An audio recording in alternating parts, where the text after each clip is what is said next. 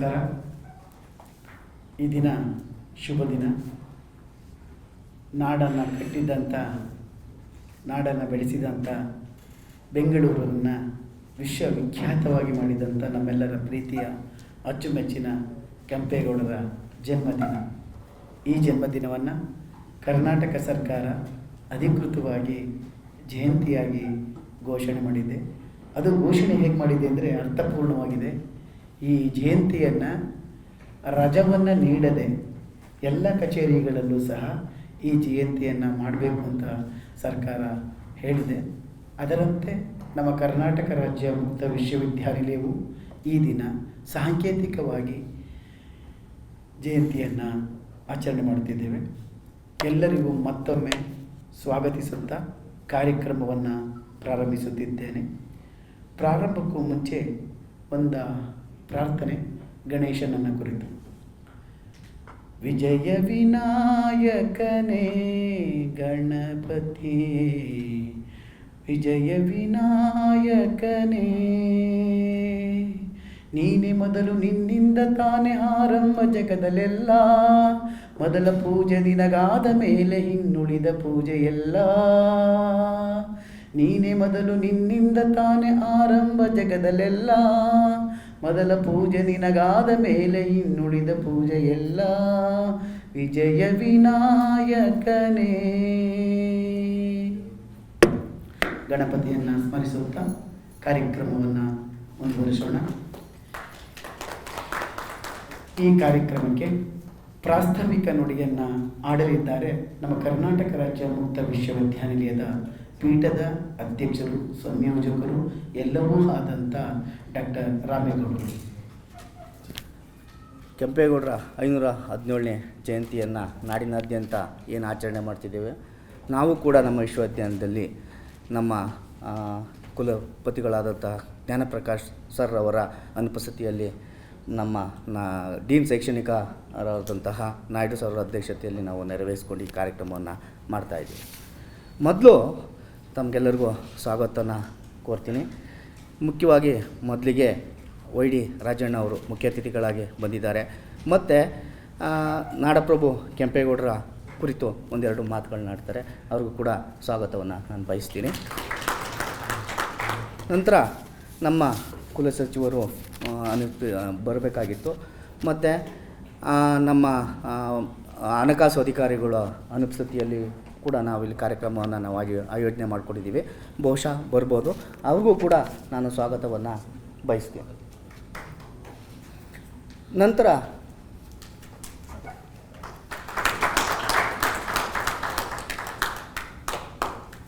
ಈ ಕಾರ್ಯಕ್ರಮದ ಅಧ್ಯಕ್ಷತೆ ವಹಿಸಿರುವಂತಹ ನಾಡಿ ಸರ್ಗೂ ಕೂಡ ನಾನು ಸ್ವಾಗತವನ್ನು ಕೋರ್ತೀನಿ.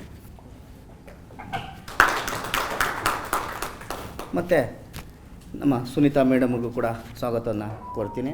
ಅದೇ ರೀತಿ ಜೈನಹಳ್ಳಿ ಸತ್ಯನಾರಾಯಣ ಗೌಡ್ರಿಗೂ ಕೂಡ ಸ್ವಾಗತವನ್ನು ಕೋರ್ತೀನಿ. ಮತ್ತು ಇಲ್ಲಿ ನಮ್ಮ ವೈ ಪಿ ಚಂದ್ರಶೇಖರ್ ಮತ್ತು ನಮ್ಮ ಜೈಪಾಲ್ ಸರ್ ಅವರು ಒಂದು ವಿಶೇಷವಾದಂಥ ಒಂದು ಉಪನ್ಯಾಸವನ್ನು ಕೊಡಲಿಕ್ಕೆ ಬಂದಿದ್ದಾರೆ. ಅವರಿಗೆ ವಿಶ್ವವಿದ್ಯಾಲಯದ ಪರವಾಗಿ ಅವ್ರಿಗೂ ಕೂಡ ಒಂದು ಗೌರವವನ್ನು ಮತ್ತು ಸ್ವಾಗತವನ್ನು ಕೋರ್ತೀನಿ. ಅದೇ ರೀತಿ ನಮ್ಮ ಇತಿಹಾಸ ವಿಭಾಗದ ನಮ್ಮ ಹಿರಿಯ ಪ್ರಾಧ್ಯಾಪಕರಾದ ವಿ ಎಂ ರಮೇಶ್ ಸರ್ ಬಂದಿದ್ದಾರೆ. ಅವರು ಕೂಡ ನಾನು ಸ್ವಾಗತವನ್ನು ಕೋರ್ತೀನಿ. ಮತ್ತು ಇಲ್ಲೆಲ್ಲ ಆಗಮಿಸಿರುವಂತಹ ನನ್ನ ಸ್ನೇಹಿತರು, ಅಧ್ಯಾಪಕರು, ಅಧ್ಯಾಪಕೇತರ ಮಿತ್ರರಿದ್ರಿ. ನಮ್ಮ ಶಶಿಕುಮಾರ್ ಇದ್ದಾರೆ, ನಮ್ಮ ಆರ್ ಡಿ ಅವರು ಬಂದಿದ್ದಾರೆ, ಕೆಲವರು ನಮ್ಮ ಯಾರು ಜಗದೀಶ್ ಸರ್ ಬಂದಿದ್ದಾರೆ, ಮತ್ತು ಅರುಣ್ ಬಂದಿದ್ದಾರೆ. ಮತ್ತು ಅದೇ ರೀತಿ ಮಾಧ್ಯಮ ಮಿತ್ರದವರು, ಮತ್ತು ಮುಖ್ಯವಾಗಿ ನಮ್ಮ ಡೀನ್ ಶೈಕ್ಷಣಿಕ ವಿಭಾಗದವರು ಗೀತಾ ಮೇಡಮ್ ಆಗಿರ್ಬೋದು, ಮತ್ತು ಕೂಡ ನಾನು ಸ್ವಾಗತವನ್ನು ಕೋರ್ತೀನಿ. ಅದೇ ರೀತಿ ಸುರೇಶ್ ಅವರು ಗುಡುಗು ಕೂಡ ಮುಖ್ಯವಾಗಿ, ಮತ್ತು ನಮ್ಮ ಸ್ಟುಡಿಯೋ ವಿಭಾಗದವರು ಮತ್ತು ನಮ್ಮ ಸಿದ್ದೇಗೌಡರು ಇದನ್ನೆಲ್ಲನೂ ಆಯೋಜನವನ್ನು ಬಹಳ ವ್ಯವಸ್ಥಿತವಾಗಿ ಮಾಡಿದ್ದಾರೆ. ಅವರು ಕೂಡ ನಾನು ಸ್ವಾಗತವನ್ನು ಕೋರ್ತೀನಿ. ಅಂದರೆ ಎಲ್ಲರಿಗೂ ಒಟ್ಟಾರೆ ಎಲ್ಲರಿಗೂ ಕೂಡ ನಾನು ಸ್ವಾಗತವನ್ನು ಬಯಸ್ತೇನೆ, ಕೋರ್ತೇನೆ ನಮ್ಮ ವಿಶ್ವವಿದ್ಯಾಲಯದ ಪರವಾಗಿ ಮತ್ತು ಪೀಠದ ಪರವಾಗಿ. ನಮ್ಮ ಏನು ಸಾಂಕೇತಿಕವಾಗಿ ಕೆಂಪೇಗೌಡರ ಬಗ್ಗೆ ನಾನು ಇಷ್ಟು ಮಾತ್ರ ಹೇಳಬಲ್ಲೆ. ನಮ್ಮ ಇತಿಹಾಸ ವಿಭಾಗದಿಂದ ಅದನ್ನು ನಾವು ನಮ್ಮ ಅಧ್ಯಾಪಕರು ವಿ ಎಂ ರಮೇಶ್ ಆಗಿರ್ಬೋದು, ಮತ್ತೊಬ್ಬರಾಗಿರ್ಬೋದು, ಮತ್ತು ನಮ್ಮ ವಿಶ್ವವಿದ್ಯಾಲಯದ ನನ್ನ ಸಹಪಾಠಿಗಳು ಒಂದು ಒಕ್ಕಲಿಗರಿಗೆ ಸಂಬಂಧಪಟ್ಟಂತೆ ಒಂದು ಅಧ್ಯಯನ ಮಾಡಿ ಒಂದು ಸಂಶೋಧನಾ ಗ್ರಂಥವನ್ನು ತರಬೇಕು ಅಂತ ಎಲ್ಲ ನಮ್ಮ ಹಿತಾಸಕ್ತಿ ಇದೆ. ಅದೇ ರೀತಿ ಗಂಗರಿಗೆ ಸಂಬಂಧಪಟ್ಟಂತೆ ನಮ್ಮ ಇತಿಹಾಸ ವಿಭಾಗದಿಂದ ನಾವು ಕಾರ್ಯೋನ್ಮುಖರಾಗಿದ್ದೇವೆ. ಆ ಬಗ್ಗೆ ಒಂದು ಸಂಶೋಧನಾ ಒಂದು ಪುಸ್ತಕವನ್ನು ಹೊರತರಲು ನಾವು ಯೋಚನೆ ಮಾಡ್ತಿದ್ದೀವಿ. ಮತ್ತು ಡೀನ್ ಶೈಕ್ಷಣಿಕ ವಿಭಾಗದವರು ನಮಗೆ ಏನು ಹೇಳಿದ್ದಾರೆ, ಒಂದು ಕೋರ್ಸು ಅದಕ್ಕೇನು PGಗೆ ಓಪನ್ ಎಲೆಕ್ಟಿವ್ ಕೋರ್ಸನ್ನು ನೀವು ಇದು ಮಾಡಿ, ಮತ್ತು 6 ತಿಂಗಳದ್ದು ಮತ್ತು 1 ವರ್ಷದ್ದು ಒಂದು ಕೋರ್ಸನ್ನು ನೀವು ಇದು ಮಾಡಿ ಅಂತೇಳಿ ಈಗಾಗಲೇ ಅವರು ಫೈಲ್ ರೂಪದಲ್ಲಿ ಅದನ್ನು ಕಾರ್ಯೋನ್ಮುಖರಾಗಿದ್ದಾರೆ ನಮ್ಮ ಡೀನ್ ಶೈಕ್ಷಣಿಕ ವಿಭಾಗದವರು. ಹೀಗೆ ಇಷ್ಟನ್ನು ಹೇಳ್ತಾ ನಾನು ನನ್ನ ವಿಭಾಗದಿಂದ ಏನೇನು ಕಾರ್ಯಕ್ರಮಗಳನ್ನ ಮಾಡಬೇಕು ಏನಂತ ನಾವೊಂದು ಇದು ಹಾಕ್ಕೊಂಡಿದ್ದೇವೆ, ಕ್ಯಾಲೆಂಡರ್ ಹಾಕ್ಕೊಂಡಿದ್ದೇವೆ. ಮತ್ತು ಇಲ್ಲಿ ಕೆಂಪೇಗೌಡರ ಬಗ್ಗೆ ಮಾತಾಡಲಿಕ್ಕೆ ಏನು ಕೆಂಪೆ ನಂಜೇಗೌಡರ ಮಗನ ಅಂತ ಮೊದಲನೇ ಕೆಂಪೇಗೌಡರು, ಅವ್ರನ್ನ ಹಿರಿಯ ಕೆಂಪೇಗೌಡರು ಅಥವಾ ಪೆದ್ದ ಕೆಂಪೇಗೌಡರು ಅಂತ ನಾವು ಕರಿತೀವಿ. ಅಂದರೆ ಪೆದ್ದ ಅಂದರೆ ದೊಡ್ಡ, ಹಿರಿಯ. ಸುಮಾರು 60 ವರ್ಷಗಳ ಸುದೀರ್ಘ ಆಳ್ವಿಕೆಯನ್ನು ನಡೆಸಿದಂಥ ಅವ್ರ ಬಗ್ಗೆ ನಾವು ಸಂಶೋಧನಾತ್ಮಕವಾಗಿ ನಮ್ಮ ವಿಭಾಗದಿಂದ ಅವರ ಮೂಲ ಏನು, ಅವರ ಮಾತೃಭಾಷೆ ಯಾವುದು, ಅವರು ಎಲ್ಲಿಂದ ಬಂದರು, ಹೇಗೆ ಆಡಳಿತ ಮಾಡಲಿಕ್ಕೆ ಅವರಿಗೆ ಏನೆಲ್ಲ ಸೌಕರ್ಯಗಳಿದ್ದೋ, ವಿಜಯನಗರದೊಂದಿಗಿನ ಸಂಬಂಧಗಳೇನು, ಬಹುಮುಖ್ಯವಾಗಿ ಒಂದು ಸಂಶೋಧನೆ ಪ್ರಕಾರ ವಿಜಯನಗರ ಏನು ಕೃಷ್ಣದೇವರಾಯರ ಸಮಕಾಲೀನರು ಯಾರು, 1ನೇ ಕೆಂಪೇಗೌಡರು. ಬಹುಶಃ ಏನು ನಾವೆಲ್ಲ ಇವತ್ತು ಹೇಳ್ತೀವಿ ಕೃಷ್ಣದೇವರಾಯ ತಂದೆ ನರಸನಾಯಕ ಅವರನ್ನು ಪ್ರತಿಷ್ಠಾಪನೆ ಮಾಡಲಿಕ್ಕೆ ಅಥವಾ ರಕ್ಷಣೆ ಮಾಡಿ ಅವರನ್ನು ಅಲ್ಲಿ ಕೂಡಿಸ್ಲಿಕ್ಕೆ ಈ ಕೆಂಪೇಗೌಡರ ತಂದೆ ಕೆಂಪೆ ನಂಜೇಗೌಡರ ಪಾತ್ರ ತುಂಬ ದೊಡ್ಡದಿದೆ. ಅದೆಲ್ಲವನ್ನು ವೈಜ್ಞಾನಿಕವಾಗಿ ಅಂದರೆ ಸಂಶೋಧನಾತ್ಮಕವಾಗಿ ನಾವು ಅದನ್ನು ತರಬೇಕು. ವಿಜಯನಗರಕ್ಕೂ ಮತ್ತು ಕೆಂಪೇಗೌಡರ ನಡುವಿನ ಏನು ಸಂಬಂಧಗಳೇನು ಅನ್ನೋದೆಲ್ಲವನ್ನು ಕೂಡ, ಅವರ ಮೂಲ ಎಲ್ಲಿದು, ಇವೆಲ್ಲವನ್ನು ನಾವು ನಮ್ಮ ವಿಭಾಗದ ವತಿಯಿಂದ ಹಮ್ಮಿಕೊಂಡಿದ್ದೇವೆ. ಇದನ್ನು ನಾನು ಹೇಳ್ತಾ ನಂತರ ಮುಂದೆ ಏನು ಮಾತಾಡೋರಿದ್ದಾರೆ ಮುಖ್ಯ ಅತಿಥಿಗಳು, ನನಗೆ ಇಷ್ಟ.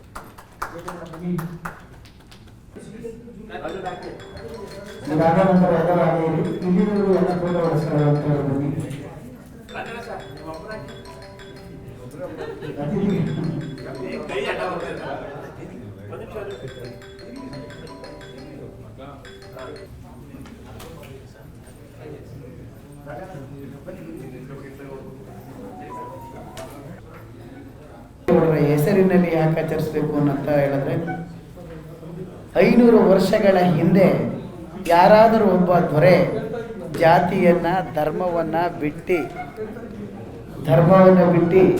ಒಂದು ನಗರವನ್ನು ಕಟ್ಟಿ ಎಲ್ಲ ವರ್ಗದವರೆಗೂ ನಗರವನ್ನು ನಿರ್ಮಿಸಿದಂಥ ಏಕೈಕ ಒಬ್ಬ ರಾಜ ಏನಾದರೂ ಇದ್ದರೆ ಅದು ಕೆಂಪೇಗೌಡರು ಮಾತ್ರ.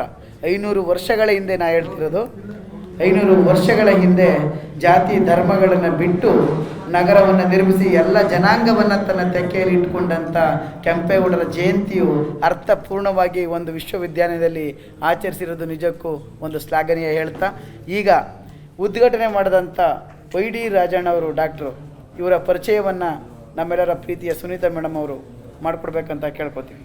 ಇಂದಿನ ಕಾರ್ಯಕ್ರಮವಾದ ನಾಡಪ್ರಭು ಶ್ರೀ ಕೆಂಪೇಗೌಡರ ಜಯಂತಿಯ ಕಾರ್ಯಕ್ರಮದ ಮುಖ್ಯ ಅತಿಥಿಯಾಗಿ ಆಗಮಿಸಿರುವ ಡಾಕ್ಟರ್ YD ರಾಜಣ್ಣರವರ ಕಿರುಪರಿಚಯವನ್ನು ಮಾಡಿಕೊಡ್ತಿದ್ದೇನೆ. ಇವರು ಸಾಹಿತಿಗಳು ಹಾಗೂ ಕನ್ನಡ ಸಾಹಿತ್ಯ ಪರಿಷತ್ ಮೈಸೂರು ಜಿಲ್ಲೆಯ ಮಾಜಿ ಅಧ್ಯಕ್ಷರಾಗಿದ್ದರು. ಡಾಕ್ಟರ್ YD ರಾಜಣ್ಣರವರು ಮೈಸೂರು ಜಿಲ್ಲೆ ಟಿ ನರಸೀಪುರ ತಾಲೂಕಿನ ಯಾಚನಹಳ್ಳಿ ಗ್ರಾಮದ ಕೃಷಿ ಕುಟುಂಬದಲ್ಲಿ ಜನಿಸಿದವರು. ಇವರ ಪ್ರೌಢಶಿಕ್ಷಣ ಅಲ್ಲಿಯೇ ಅವರ ಸ್ವಗ್ರಾಮದಲ್ಲಿ ನಡೆದಿರುತ್ತದೆ. PUC ಶಿಕ್ಷಣವನ್ನು ಮಹಾರಾಜ ಪದವಿ ಪೂರ್ವ ಕಾಲೇಜಿನಲ್ಲಿ ಹಾಗೂ ಪಶು ವೈದ್ಯಕೀಯ ವಿಜ್ಞಾನ ಬ್ಯಾಚುಲರ್ ಇನ್ ವೆಟರ್ನರಿ ಸೈನ್ಸ್ ಪದವಿಯನ್ನು ಬೆಂಗಳೂರು ಕೃಷಿ ವಿಶ್ವವಿದ್ಯಾನಿಲಯದ ಪಶು ವೈದ್ಯಕೀಯ ಕಾಲೇಜಿನಲ್ಲಿ 1986ರಿಂದ 1991 ಅವಧಿಯವರೆಗೆ ವ್ಯಾಸಂಗಿಸಿ ಪದವಿ ಪಡೆದಿರುತ್ತಾರೆ. 1993ರಿಂದ ಕರ್ನಾಟಕ ಸರ್ಕಾರದ ಪಶುಪಾಲನಾ ಇಲಾಖೆಗೆ ಸರ್ಕಾರಿ ಸೇವೆಗೆ ಪಶು ವೈದ್ಯಾಧಿಕಾರಿಯಾಗಿ ಸೇರ್ಪಡೆಗೊಂಡು ಕಳೆದ 2 ವರ್ಷಗಳಿಂದ ಕೋಲಾರ ಜಿಲ್ಲೆಯಲ್ಲಿ ಉಪನಿರ್ದೇಶಕರಾಗಿ ಕರ್ತವ್ಯ ಸಲ್ಲಿಸುತ್ತಿದ್ದಾರೆ. ಕನ್ನಡ ಭಾಷೆ ಬಗ್ಗೆ ಅತೀವ ಪ್ರೀತಿ ಮತ್ತು ಬದ್ಧತೆ ಇರುವ ಅಧಿಕಾರಿಯಾಗಿ ಗುರುತಿಸಿಕೊಂಡಿದ್ದಾರೆ. ಇವರು ರೋಟರಿ ಲಯನ್ಸ್ ಸಂಸ್ಥೆ ಅಧ್ಯಕ್ಷರಾಗಿ ಸಾಮಾಜಿಕ ಕ್ಷೇತ್ರಕ್ಕೆ ಗಣನೀಯ ಕೊಡುಗೆ ನೀಡಿದ್ದಾರೆ. ಮೈಸೂರು ಆಕಾಶವಾಣಿ, ಮೈಸೂರು ಚಂದನ ದೂರದರ್ಶನದಲ್ಲಿ, ಬೆಂಗಳೂರು ಚಂದನ ದೂರದರ್ಶನದಲ್ಲಿ ಸಂದರ್ಶನ ಮಾಡಿರುತ್ತಾರೆ. ಸರ್ಕಾರಿ ಸೇವೆಯಲ್ಲಿರುವಾಗಲೇ ನಮ್ಮ ವಿಶ್ವವಿದ್ಯಾನಿಲಯ, ಕರ್ನಾಟಕ ರಾಜ್ಯ ಮುಕ್ತ ವಿಶ್ವವಿದ್ಯಾನಿಲಯದಿಂದ ಕನ್ನಡ MA ಪದವಿ ಹಾಗೂ ಜರ್ನಲಿಸಮ್ MA ಪದವಿ ಪಡೆದಿರುತ್ತಾರೆ. ಇವರು ರಚಿಸಿರುವ ಕೃತಿಗಳು ಚಿತ್ತ ಚಿತ್ತಾರ, ಅಮೃತ ಕಾವಲು, ಬಣ್ಣದ ಲೋಕ, ಮತ ಅಭಿಮತ, ವಿರಾಜಮಾನ ಅಭಿನಂದನ ಗ್ರಂಥ. ಇವರು 2016ರಿಂದ 2021ರವರೆಗೆ ಮೈಸೂರು ಜಿಲ್ಲೆ ಕನ್ನಡ ಸಾಹಿತ್ಯ ಪರಿಷತ್ತಿನ ಅಧ್ಯಕ್ಷರಾಗಿ ಕೆಲಸ ನಿರ್ವಹಿಸಿರುತ್ತಾರೆ. ಈ ಸಂದರ್ಭದಲ್ಲಿ 16 ಜಿಲ್ಲಾ ತಾಲೂಕು ಮಟ್ಟದ ಸಾಹಿತ್ಯ ಸಮ್ಮೇಳನಗಳು, ಕವಿಗೋಷ್ಠಿಗಳು, ವಿಚಾರಗೋಷ್ಠಿ ಹಾಗೂ ಕನ್ನಡ ಪುಸ್ತಕಗಳ ಬಿಡುಗಡೆ, ಕನ್ನಡ ಕತೆ ಕಾದಂಬರಿ ರಚನೆಕಾರರಿಗೆ ಕಾರ್ಯಾಗಾರವನ್ನು ಆಯೋಜಿಸಿರುತ್ತಾರೆ.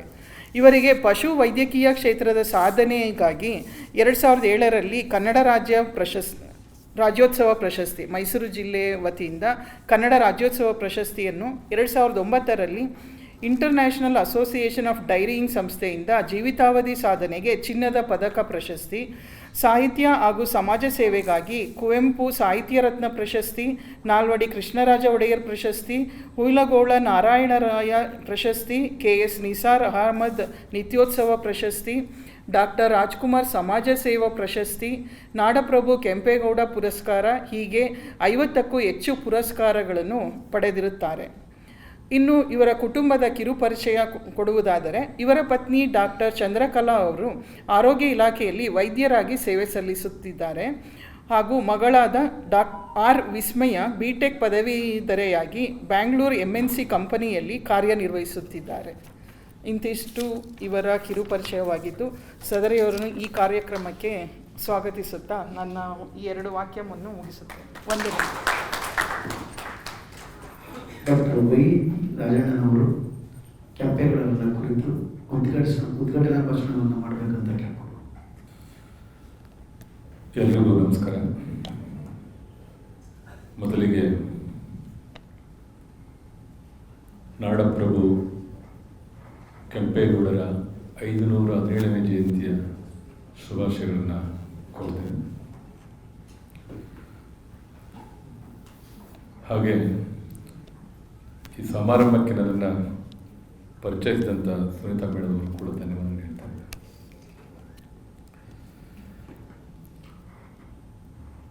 ಆತ್ಮೀಯರೇ,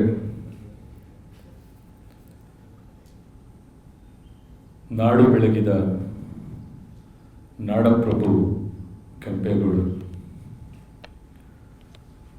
ಬಹುಶಃ ಕನ್ನಡ ನಾಡಿನ ಇತಿಹಾಸದಲ್ಲಿ 100 ಪ್ರಾತಸ್ಮರಣೀಯರು ನಮ್ಮ ಕನ್ನಡದ ಜನರ ಬದುಕು ಹಸನಾಗಬೇಕು ಅಂತೇಳಿ ಹಂಬಲಿಸಿದಂಥವ್ರು. ಅಂತಹ ಪ್ರಾತಸ್ಮರಣೀಯರಲ್ಲಿ ಒಬ್ಬರು ಬೆಂಗಳೂರಿನ ನಿರ್ಮಾತೃ, ಸಾಮರಸ್ಯಕ್ಕೆ, ಸಹಬಾಳ್ವೆಗೆ, ಇವತ್ತು ನಾವು ಉಪಯೋಗಿಸುವಂಥ ಜಾತ್ಯತೀತ ಎನ್ನುವಂಥ ಪದಕ್ಕೆ ಹೆಚ್ಚು ಮೌಲ್ಯವನ್ನು ತಂದುಕೊಟ್ಟಂಥವರು ನಾಡಪ್ರಭು ಕೆಂಪೇಗೌಡರು. ಇಂತಹ ನಾಡಪ್ರಭು ಕೆಂಪೇಗೌಡರನ್ನು ಕುರಿತಾಗಿ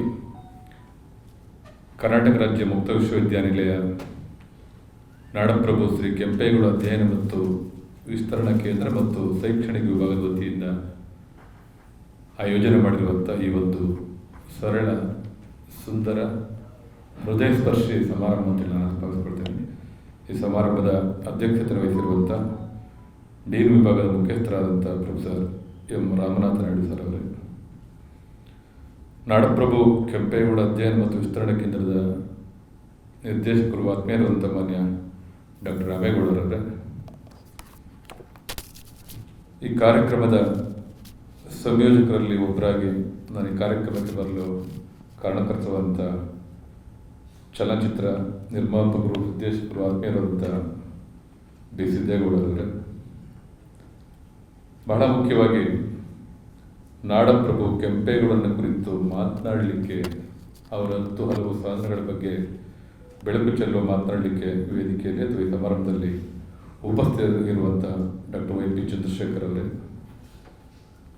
ಹಾಗೆ ಬಹಳ ಮುಖ್ಯವಾಗಿ ಈ ಸಮಾರಂಭದಲ್ಲಿ ನನ್ನ ಭಾಳಷ್ಟು ವರ್ಷಗಳ ಹಿತೈಷಿಗಳು ಮಾರ್ಗದರ್ಶಕರು ಆದಂಥ ಜೇನಹಳ್ಳಿ ಸತ್ಯನಾರಾಯಣ ಗೌಡ್ರೆ, ಹಾಗೆ ಇಲ್ಲಿರುವಂಥ ಎಲ್ಲ ಮಾನ್ಯರೇ, ಈ ವಿಭಾಗದ ಎಲ್ಲ ಪದಾಧಿಕಾರಿಗಳೇ, ಕಾರ್ಯಕ್ರಮದ ಆಯೋಜಕರು. ಕೆಂಪೇಗೌಡರ ಕುರಿತಾಗಿ ಪ್ರತ್ಯೇಕವಾಗಿ ಇಬ್ಬರು ಆತ್ಮೀಯರ ಸ್ನೇಹಿತರು ಮಾತನಾಡುವ ಕಾರಣಕ್ಕೋಸ್ಕರವಾಗಿ ಔಪಚಾರಿಕವಾಗಿ ಕೆಂಪೇಗೌಡ ಜಯಂತಿಯ ಮಹತ್ವವನ್ನು ಮತ್ತು ಅದರ ಆಚರಣೆ ಹಿಂದಿನ ವಿಶೇಷತೆಯನ್ನು ಕುರಿತು ಹೇಳಬೇಕು ಅಂತ ಅನ್ಕೊಳ್ತೇನೆ. ರಾಜರು ಅಂದ ತಕ್ಷಣ ನಮ್ಮಲ್ಲಿ ಒಂದು ಕಲ್ಪನೆ ಬರುತ್ತೆ, ಅಥವಾ ಈ ಚಿತ್ರವನ್ನು ನೋಡಿದ್ರೆ ಒಂದು ಕತ್ತಿ ಇಟ್ಕೊಂಡಿರೋದು ನೋಡಿ ಕಾಣ್ತಾ ಇರ್ತೀವಿ. ರಾಜರು ಅಂದರೆ ಭಾರತದ ಉದ್ದಕ್ಕೂ ಒಂದಷ್ಟು ಬೆರಳೆಣಿಕೆಯ ರಾಜರನ್ನು ಬಿಟ್ಟರೆ ಎಲ್ಲರೂ ರಕ್ತಸಿಕ್ತ ಆಡಳಿತವನ್ನು ನಡೆಸ್ತಾ ಇರ್ತವರು. ಅಂತಹ ಒಂದು ರಕ್ತಸಿಕ್ತ ಆಡಳಿತದ ವ್ಯವಸ್ಥೆಯಲ್ಲಿ ಕೂಡ ಒಂದಷ್ಟು ಜನಪರವಾಗಿ ಆಲೋಚನೆ ಮಾಡುವಂಥ, ಜನಮುಖಿಯಾಗಿ ಚಿಂತನೆ ಮಾಡುವಂಥ ಮಹಾರಾಜರು ನಮ್ಮ ನಡುವೆ ಇದ್ದರು ಅನ್ನೋದು ಅದಕ್ಕೆ ಒಂದು ದೊಡ್ಡ ಉದಾಹರಣೆಯಾಗಿ ನಾಡಪ್ರಭು ಕೆಂಪೇಗೌಡರನ್ನು ನಾವು ಸ್ಮರಿಸ್ಕೊಳ್ಬೇಕು. ಬಹುಶಃ ಅಂಥ ಒಬ್ಬ ರಾಜನಾಗಿ ಕೂಡ ತನ್ನ ಪ್ರಜೆಗಳನ್ನು, ತನ್ನ ಪ್ರಜಾ ವ್ಯವಸ್ಥೆಯನ್ನು, ಆಡಳಿತ ವ್ಯವಸ್ಥೆಯನ್ನು ಅತ್ಯಂತ ಸಾಮರಸ್ಯದಿಂದ ಎಲ್ಲರೂ ಒಟ್ಟುಗೂಡಿ ಸಹಬಾಳ್ವೆಯಿಂದ ಜೀವನ ನಡೆಸಬೇಕು ಅನ್ನುವಂಥ ಒಂದು ಆಶಯವನ್ನು ಇಟ್ಕೊಂಡು ದೂರದೃಷ್ಟಿಯಿಂದ ಅವರು ನಿರ್ಮಾಣ ಮಾಡಿದಂಥ ಬೆಂಗಳೂರು ನಗರ ಇರ್ಬೋದು. ಅದರ ಜೊತೆಗೆ ನಾನು ಒಂದು ಭಾಳ ಮುಖ್ಯ ಸ್ಥೂಲವಾಗಿ ಕೆಂಪೇಗೌಡರ ವಿಚಾರದಿಂದ ನಾನು ಗಮನಿಸೋದಾದರೆ, ಕೋಟೆಯನ್ನು ಕಟ್ಟಿದ್ರು, ಪೇಟೆಯನ್ನು ಕಟ್ಟಿದ್ರು, ಕೆರೆಗಳನ್ನು ಕಟ್ಟಿದ್ರು, ಗುಡಿಗಳನ್ನು ಕಟ್ಟಿದ್ರು, ಉದ್ಯಾನವನಗಳನ್ನು ಕಟ್ಟಿದ್ರು. ಕೋಟೆ, ಪೇಟೆ, ಗುಡಿ, ಕೆರೆ ಮತ್ತು ಉದ್ಯಾನವನ, ಈ 5 ಅಂಶಗಳಲ್ಲೇ ನಮ್ಮ ಜನರ ಬದುಕು ಹೊಸನಾಗಲಿಕ್ಕೆ ಸಾಧ್ಯ. ಇವು ಅತ್ಯಂತ ಅವಶ್ಯ ಅಂತೇಳಿ ದೂರದೃಷ್ಟಿಯಿಂದ ಆಡಳಿತ ವ್ಯವಸ್ಥೆಯನ್ನು ನಮ್ಮ ಕನ್ನಡ ನಾಡಿಗೆ ಹೊಸ ಆಲೋಚನೆ ಮುಖಾಂತರ ಕಟ್ಟಿಕೊಟ್ಟಂಥವರು ನಾಡಪ್ರಭು ಕೆಂಪೇಗೌಡರು. ಕೋಟೆ ಜನರ ರಕ್ಷಣೆಗಾಗಿ, ಪೇಟೆ ಅಲ್ಲಿನ ಜನರ ಸಾಮಾಜಿಕ ಸ್ಥಿತಿಗತಿಗಳು ಸುಧಾರಣೆಯಾಗಬೇಕು, ಆರ್ಥಿಕ ವಹಿವಾಟಾಗಬೇಕು, ಅವರ ಬೆಳೆಯುವಂಥ ಅಥವಾ ಉತ್ಪಾದಿಸುವಂಥ ಉತ್ಪನ್ನಗಳಿಗೆ ಮಾರುಕಟ್ಟೆ ವ್ಯವಸ್ಥೆ ಆಗಬೇಕು ಅಂತೇಳಿ 16 ಪೇಟೆಗಳನ್ನು, ಸುಮಾರು 64 ಪೇಟೆಗಳನ್ನು ನಿರ್ಮಿಸಿದ್ರು ಅನ್ನುವಂಥ ಇತಿಹಾಸವನ್ನು ನಾವು ಕೇಳ್ತೇವೆ. ನಂತರ ನಮ್ಮ ಸ್ನೇಹಿತರು ಮಾತಾಡ್ತಾರೆ ಅದರ ವಿಸ್ತಾರವಾಗಿ. 64 ಪೇಟೆಗಳನ್ನು ಕಟ್ಟಿಸಿದ್ರು. ಅದರ ಜೊತೆಗೆ ಮೂಲತಃ ಕೆಂಪೇಗೌಡರು ಅಥವಾ ವಂಶಸ್ಥರು ಕೃಷಿ ಮೂಲದಿಂದ ಬಂದವರಾದ ಕಾರಣದಿಂದ ಅವರಿಗೆ ಕೃಷಿಯ ಮಹತ್ವ ಗೊತ್ತಿತ್ತು. ರೈತರ ಒಂದು ಹಿನ್ನೆಲೆಯ ಒಂದು ಪರಂಪರೆ ಇತ್ತು. ಆ ಕಾರಣಕ್ಕೆ ಕೆರೆಗಳನ್ನು ಕಟ್ಟಿಸಿದ್ರು. ಎಲ್ಲಿ ನೀರು ಸಮೃದ್ಧವಾಗಿರುತ್ತೋ ಆ ನಾಡು ಸಮೃದ್ಧಿಯಾಗಿರುತ್ತೆ ಅನ್ನೋದಕ್ಕೆ ಭಾಳ ಉದಾಹರಣೆಯಾಗಿ ಆ ಕಾಲದಲ್ಲೇ ಬೆಂಗಳೂರು ಸುತ್ತಮುತ್ತ 100 ಕೆರೆಗಳನ್ನು ಜೀರ್ಣೋದ್ಧಾರ ಮಾಡಿ ಕೆರೆಗಳನ್ನು ನಿರ್ಮಿಸಿದ್ರು. ಅಂದರೆ ನಿಜಕ್ಕೂ ಅವ್ರಿಗಿದ್ದಂಥ ದೂರದೃಷ್ಟಿ. ಇವತ್ತು ನಾವು ದೊಡ್ಡ ದೊಡ್ಡ ಅಣೆಕಟ್ಟೆಗಳ ಬಗ್ಗೆ ಮಾತಾಡ್ತೀವಿ. 500 ವರ್ಷಗಳ ಹಿಂದೆ ಯಾವುದೇ ತಂತ್ರಜ್ಞಾನ ಇಲ್ಲದ ಸಂದರ್ಭದಲ್ಲೂ ಕೂಡ ಇಂಥ ಒಂದು ಆಶಯವನ್ನು ಇಟ್ಕೊಂಡು ನೀರಾವರಿಯ ಕಲ್ಪನೆಯನ್ನು, ಕೃಷಿಯನ್ನು ಅವಲಂಬಿತರಾಗಿದ್ದಕ್ಕೆ ನೀರಿನ ವ್ಯವಸ್ಥೆಯನ್ನು ಮಾಡಿಕೊಡುವಂಥದ್ದು. ಮತ್ತು ಬದುಕು ಅಂದರೆ ಅಷ್ಟೇ ಅಲ್ಲ, ಆರ್ಥಿಕ ವ್ಯವಹಾರ ಇರ್ಬೋದು, ಕೃಷಿ ಇರ್ಬೋದು, ಅಥವಾ ನಮ್ಮನ್ನು ರಕ್ಷಣೆ ಮಾಡಿಕೊಡೋದು. ಜೊತೆಗೆ ಬಹಳ ಮುಖ್ಯವಾಗಿ ಒಬ್ಬ ವ್ಯಕ್ತಿ ಸಾಂಸ್ಕೃತಿಕವಾಗಿ ವ್ಯಕ್ತಿತ್ವವನ್ನು ರೂಢಿಸಿಕೊಳ್ಬೇಕು ಅನ್ನೋ ಕಾರಣಕ್ಕೋಸ್ಕರವಾಗಿ ತಮ್ಮ ಬಿಡುವಿನ ವೇಳೆಯನ್ನು, ತಮ್ಮ ಒತ್ತಡವನ್ನು ಕಳೀಲಿಕ್ಕೆ ಅಥವಾ ಅದರಿಂದ ಒಂದು ಹೊರಬರಲಿಕ್ಕೆ ಉದ್ಯಾನವನಗಳನ್ನು ನಿರ್ಮಿಸುವಂಥದ್ದು, ಅಥವಾ ಸಂಗೀತಗಾರರಿಗೆ, ಸಾಹಿತ್ಯಕ್ಕೆ ಹೆಚ್ಚು ಪ್ರೋತ್ಸಾಹವನ್ನು ಕೊಟ್ಟಂಥ ಒಂದು ದೊಡ್ಡ ನಿದರ್ಶನವನ್ನು ನಾವು ಕೆಂಪೇಗೌಡರಲ್ಲಿ ಕಾಣ್ಬೋದು. ಬಹುಶಃ 500 ವರ್ಷಗಳ ನಂತರ ನಾವು 20ರ ಶತಮಾನದಲ್ಲಿ ನಮ್ಮ ಮೈಸೂರಿನ ಪ್ರಾತಸ್ಮರಣೀಯ ನಾಲ್ವಡಿ ಕೃಷ್ಣರಾಜ ಒಡೆಯರ್ ಅವರನ್ನು ಏನು ನಾವು ವಿಚಾರಣೆ ಗಮನಿಸಿದಾಗ ಅದಕ್ಕೆ ಹಿಂದೆಯೇ 400 ವರ್ಷಗಳ ಹಿಂದೆಯೇ ತಂತ್ರಜ್ಞಾನ ಇಲ್ಲದಂಥ ಕಾಲದಲ್ಲೂ ಕೂಡ ಕೆಂಪೇಗೌಡರು ಅಂಥದ್ದೇ ಒಂದು ಪಂಕ್ತಿಯನ್ನು ಮೇಲ್ಪಂಕ್ತಿಯನ್ನು ಹಾಕ್ಕೊಟ್ಟಿದ್ದು ಅನ್ನೋದಾದರೆ ಆ ಕಾರಣ ಕೇಳಿದ್ದು. ನಮ್ಮ ರಾಜರು ಬೆರಳೆಣಿಕೆಯಷ್ಟು ರಾಜರು ರಕ್ತಸಿಕ್ತ ವಾತಾವರಣ ಅಲ್ಲದೆ ಶಾಂತಿಪ್ರಿಯರಾಗಿದ್ದರು, ರಕ್ತಪ್ರಿಯರಾಗಿರಲಿಲ್ಲ. ಅವರ ಮುಖ್ಯ ಉದ್ದೇಶ ನಮ್ಮ ಜನರ ಬದುಕು ಹಸನ ಆಗಬೇಕು, ಅವ್ರು ಬದುಕು ಕಟ್ಕೊಳ್ಳಿಕ್ಕೆ ನಾವು ನೆರವಾಗಬೇಕು ಅನ್ನುವಂಥ ನಿಟ್ಟಿನಲ್ಲಿ ಸಾಕಷ್ಟು ಯೋಜನೆಗಳನ್ನ ಹಾಕ್ಕೊಂಡ್ರು. ಇವತ್ತು ಬೆಂಗಳೂರು ಒಂದು ಎತ್ತರದ ಮೈಸೂರಿಗಿಂತ ಎತ್ತರದಲ್ಲಿರುವಂಥ ಪ್ರದೇಶ ಬೆಂಗಳೂರು. ಆ ಬೆಂಗಳೂರನ್ನು ರಾಜಧಾನಿಯಾಗಿ ಮಾಡಿಕೊಂಡು ಅವರು ಆರಂಭಿಸಿದಂಥ ಬೆಂಗಳೂರು ಇವತ್ತು ವಿಶ್ವದಲ್ಲಿ ಜಾಗತಿಕ ಮಟ್ಟದಲ್ಲಿ ಒಂದು ದೊಡ್ಡ ಒಂದು ಹಿನ್ನೆಲೆಯನ್ನು ಕಂಡುಕೊಳ್ಳಿಕ್ಕೆ ಭಾಳ ಮುಖ್ಯ ಕಾರಣಕರ್ತರು ಕೆಂಪೇಗೌಡರು ಅನ್ನುವಂಥದ್ದು ನಾವೆಲ್ಲ ಕನ್ನಡಿಗರು ಅಭಿಮಾನ ಪಡುವಂಥ ವಿಚಾರ. ಬಹುಶಃ ಕೆಂಪೇಗೌಡರ ಬಗ್ಗೆ ಸಾಕಷ್ಟು ಅವರ ಆಡಳಿತ ವ್ಯವಸ್ಥೆ ಬಗ್ಗೆ ಸಾಮಾಜಿಕವಾಗಿ ಅಥವಾ ಧರ್ಮದ ಅಥವಾ ಇವತ್ತಿನ ಬೇರೆ ಬೇರೆ ಸಂದರ್ಭಕ್ಕೆ ಕಲಹಗಳನ್ನು ನೋಡುವಂಥ ಸಂದರ್ಭದಲ್ಲೂ ಕೂಡ ಒಬ್ಬ ರಾಜರು ಎಷ್ಟರ ಮಟ್ಟಿಗೆ ಎಲ್ಲರನ್ನು ಸಮಾನವಾಗಿ ಕಾಣ್ತಾ ಇದ್ದರು ಅನ್ನೋದಕ್ಕೆ ಬೇರೆ ಬೇರೆ ಆಯಾಮಗಳಲ್ಲಿ ಬೆಂಗಳೂರಿನ ಸುತ್ತಮುತ್ತ ಅವರು ನಿರ್ಮಿಸಿದಂಥ ಕೋಟೆ ಕೊತ್ತಲಗಳಿರ್ಬೋದು, ದೇವಸ್ಥಾನಗಳಿರ್ಬೋದು, ಆ ಮುಖಾಂತರ ಒಂದು ಧಾರ್ಮಿಕವಾದಂಥ ಒಂದು ಒಗ್ಗೂಡುವಿಕೆಯನ್ನು ಸಾಮರಸ್ಯವನ್ನು ಪ್ರತಿಪಾದನೆ ಮಾಡಿದಂಥವರು ಕೆಂಪೇಗೌಡರು. ಬಹುಶಃ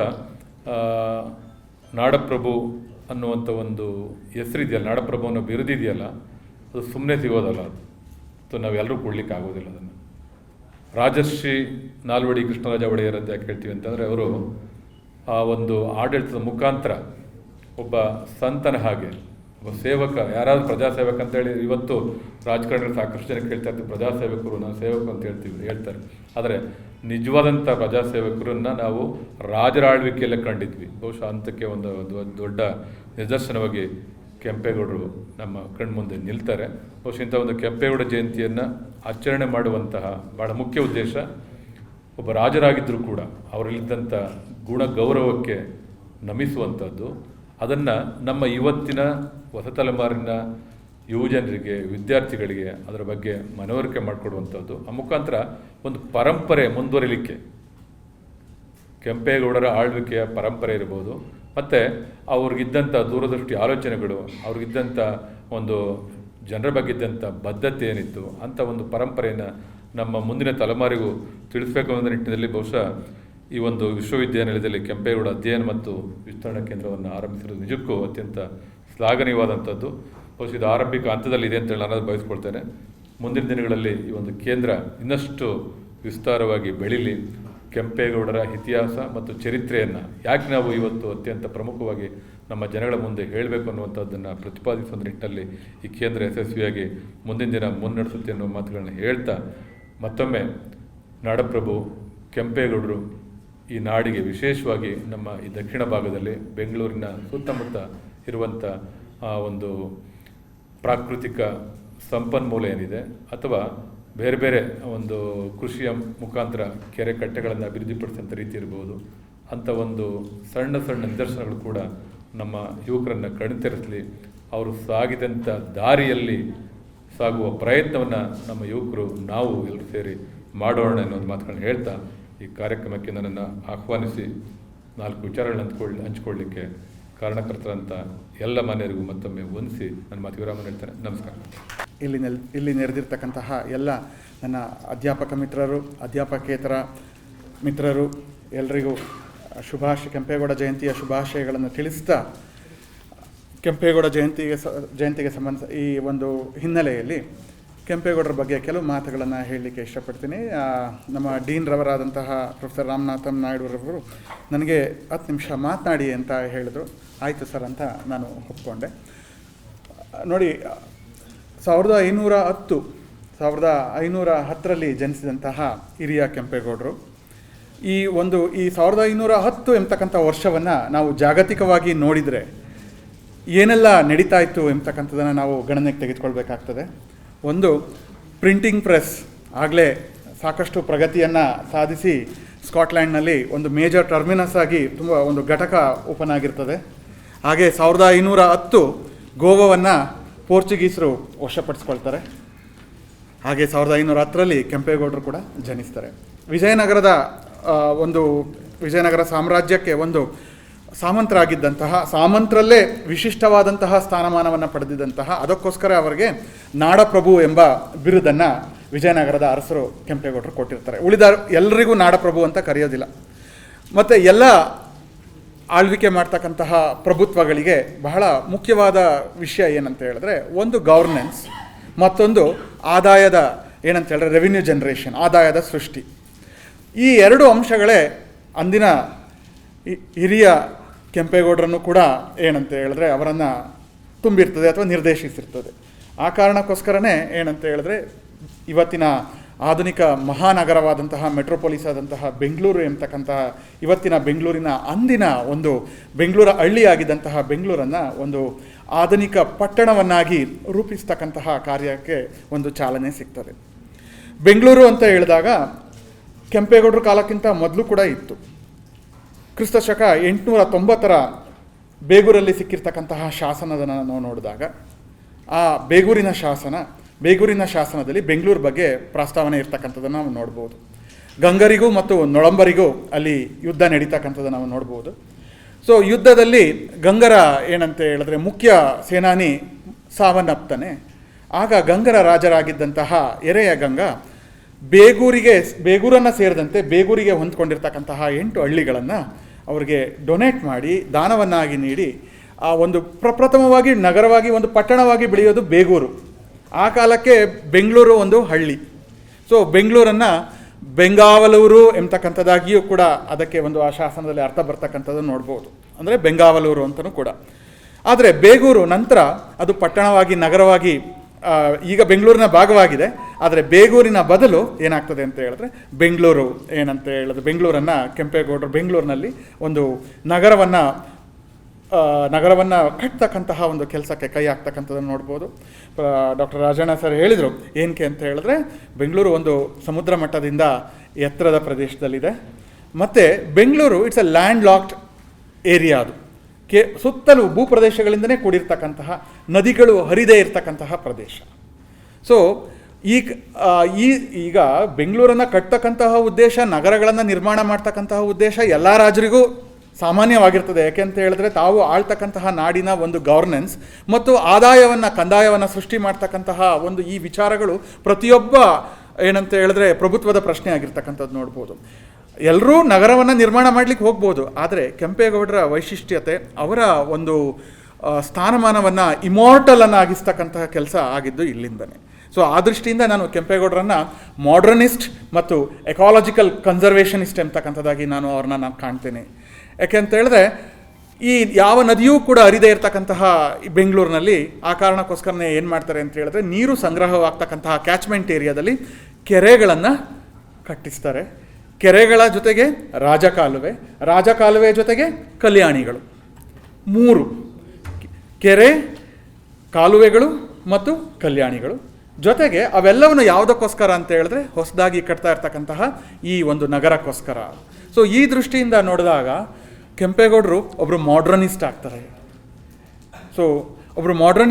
ಹಾಗೆ ಎಕಾಲಜಿಕಲ್ ಕನ್ಸರ್ವೇಷನಿಸ್ಟ್ ಆಗ್ತಕ್ಕಂಥದ್ದನ್ನು ನಾವು ನೋಡ್ಬೋದು. 8 ಬಾಗಿಲಿದ್ದಂತಹ ಕೋಟೆ ಪ್ರತಿಯೊಂದು ಬಾಗಿಲಿಂದನೂ ಕೂಡ ಮಾರುಕಟ್ಟೆಗೆ ಲಿಂಕ್ ಆಗ್ತದೆ. ಸೊ ಹಲವು ಪೇಟೆಗಳನ್ನು ಅವರು ಸೃಷ್ಟಿಸಿದ್ದನ್ನು ನಾವು ನೋಡ್ಬೋದು. ಸೊ ಅರಳೆಪೇಟೆ ಇರ್ಬೋದು, ರಾಗಿಪೇಟೆ ಇರ್ಬೋದು, ನಗರ್ತಪೇಟೆ ಇರ್ಬೋದು. ಇವುಗಳೆಲ್ಲ ಭಿನ್ನ ಸಮುದಾಯಗಳನ್ನು ಬೇರೆ ಪ್ರದೇಶಗಳಿಂದ ಕರೆದುಕೊಂಡು ಬಂದು ಅಲ್ಲಿ ನೆಲೆನಿಲ್ಲಿಸಿದ್ದನ್ನು ಕೂಡ ನಾವು ನೋಡ್ಬೋದು.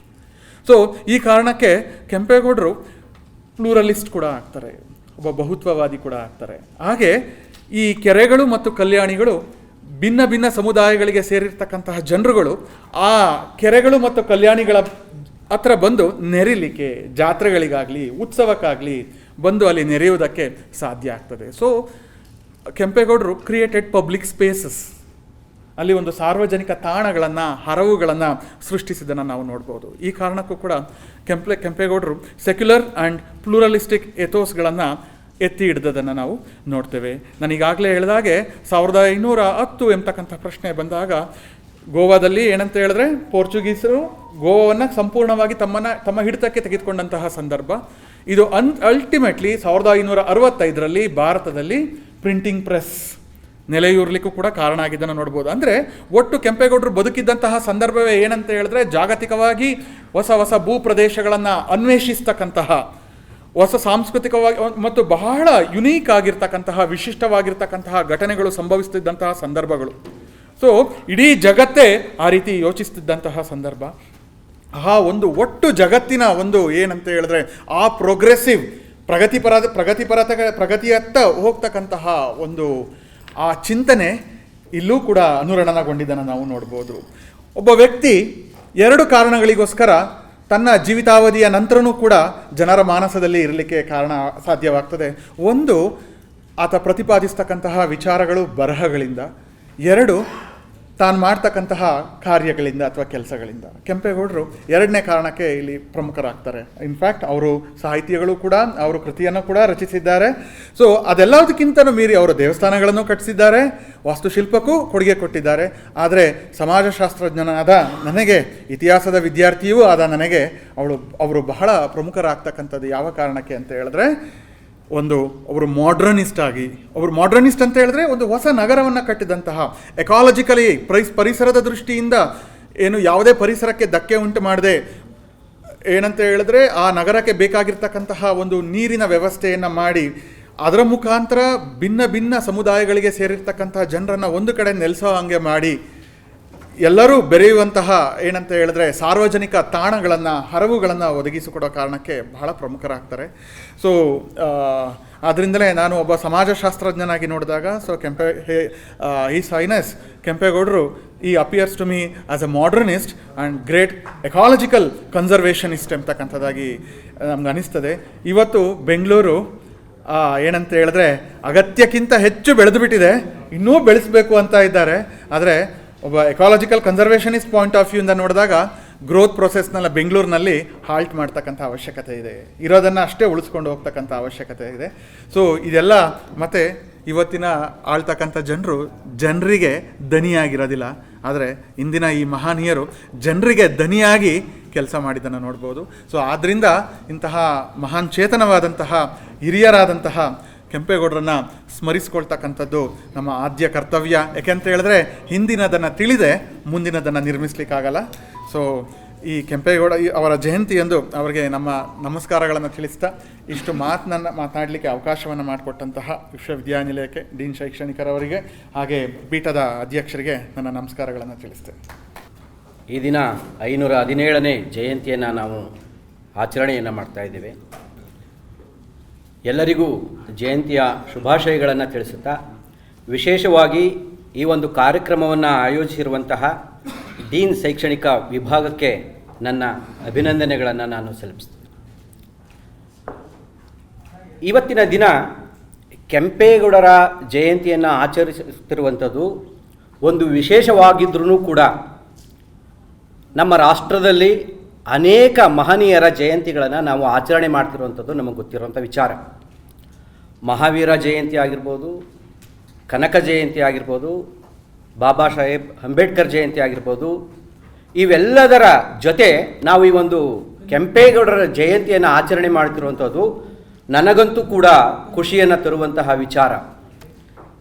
ಯಾಕೆಂದರೆ ನಾಡಪ್ರಭು ಕೆಂಪೇಗೌಡರು ಒಂದು ವರ್ಗದ ನಾಯಕನಾಗಿರಲಿಲ್ಲ, ಅಥವಾ ಅರಸು ಆಗಿರಲಿಲ್ಲ, ಅಥವಾ ಪ್ರತಿನಿಧಿ ಆಗಿರಲಿಲ್ಲ.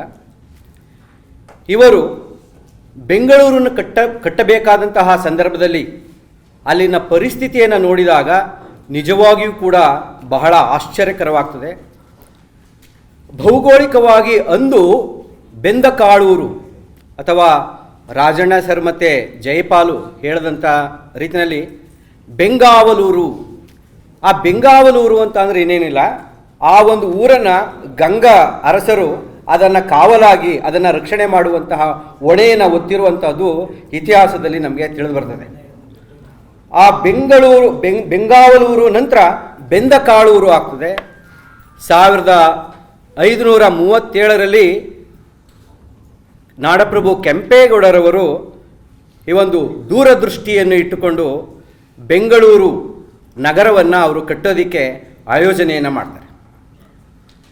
ನಿಮಗೆ ಗೊತ್ತಿದೆಯೋ ಇಲ್ವೋ ಗೊತ್ತಿಲ್ಲ, ಅಥವಾ ಇತಿಹಾಸದಲ್ಲಿ ಇದು ಉಲ್ಲೇಖ ಆಗಿದೆಯೋ ಏನೋ ಗೊತ್ತಿಲ್ಲ.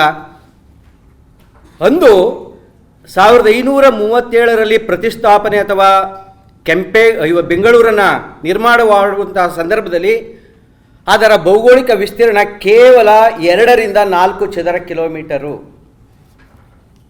ಆವತ್ತಿನ ಜನಸಂಖ್ಯೆ ಕೇವಲ 15,000ದಿಂದ 20,000. ಅದು ಯಾವುದೇ ಸೆನ್ಸಸ್ ರಿಪೋರ್ಟ್ ಇರಲಿಲ್ಲ. ಆದ್ರೂ ಕೂಡ ಆ ಒಂದು ಹುಡುಕಿ ಹೋದಂತಹ ಸಂದರ್ಭದಲ್ಲಿ ಆ ಒಂದು ಜನಸಂಖ್ಯೆ 15,000ದಿಂದ 20,000 ಅನ್ನುವಂಥದ್ದು ಎಲ್ಲೋ ಒಂದು ಕಡೆ ಮಾಹಿತಿ ದೊರಕ್ತದೆ. ಇವತ್ತು ಬೆಂಗಳೂರು ಸಿಲಿಕಾನ್ ಸಿಟಿ ಆದಂತಹ ಬೆಂಗಳೂರು 714 ಚದರ ಕಿಲೋಮೀಟರ್, ಎಷ್ಟು 714 ಚದರ ಕಿಲೋಮೀಟರ್ ವಿಸ್ತಾರವನ್ನು ಹೊಂದಿದೆ ಅಂತಂದರೆ ನಿಜವಾಗಿಯೂ ಕೂಡ ದೂರದೃಷ್ಟಿಯ ಮೇಧಾವಿ ನಾಡಪ್ರಭು ಕೆಂಪೇಗೌಡರು. ಆದ್ದರಿಂದಲೇ ಅವರ ಆಚರಣೆಯನ್ನು ನಾವು ಮಾಡುವಂಥದ್ದು ಕೇವಲ ಆಚರಣೆ ಮಾಡುವುದರ ಬದಲಾಗಿ ಮುಂದಿನ ದಿನಗಳಲ್ಲಿ ಆ ಒಂದು ಸಂಸ್ಕೃತಿ ಅಥವಾ ಆ ಒಂದು ಆಡಳಿತಗಾರನ ವಿಚಾರಕ್ಕೆ ಸಂಬಂಧಪಟ್ಟಂತಹ ಸಂಶೋಧನೆಗಳು ಆಗಬೇಕು. ನಂತರ ಯುವ ಪೀಳಿಗೆಗೆ ಆ ಒಂದು ಮಾಹಿತಿಗಳನ್ನು ದೊರಕಿಸಿಕೊಡಬಹುದಾದಂತಹ ಕೆಲಸ ಎಲ್ಲರಿಂದ ಆಗಬೇಕು ಅನ್ನುವಂತಹ ಒಂದು ಕಾರಣಕ್ಕೆ ಈ ಒಂದು ಜಯಂತಿ ಆಚರಣೆ ಮಾಡ್ತಿರುವಂಥದ್ದು ತುಂಬ ಒಳ್ಳೆಯ ವಿಚಾರ.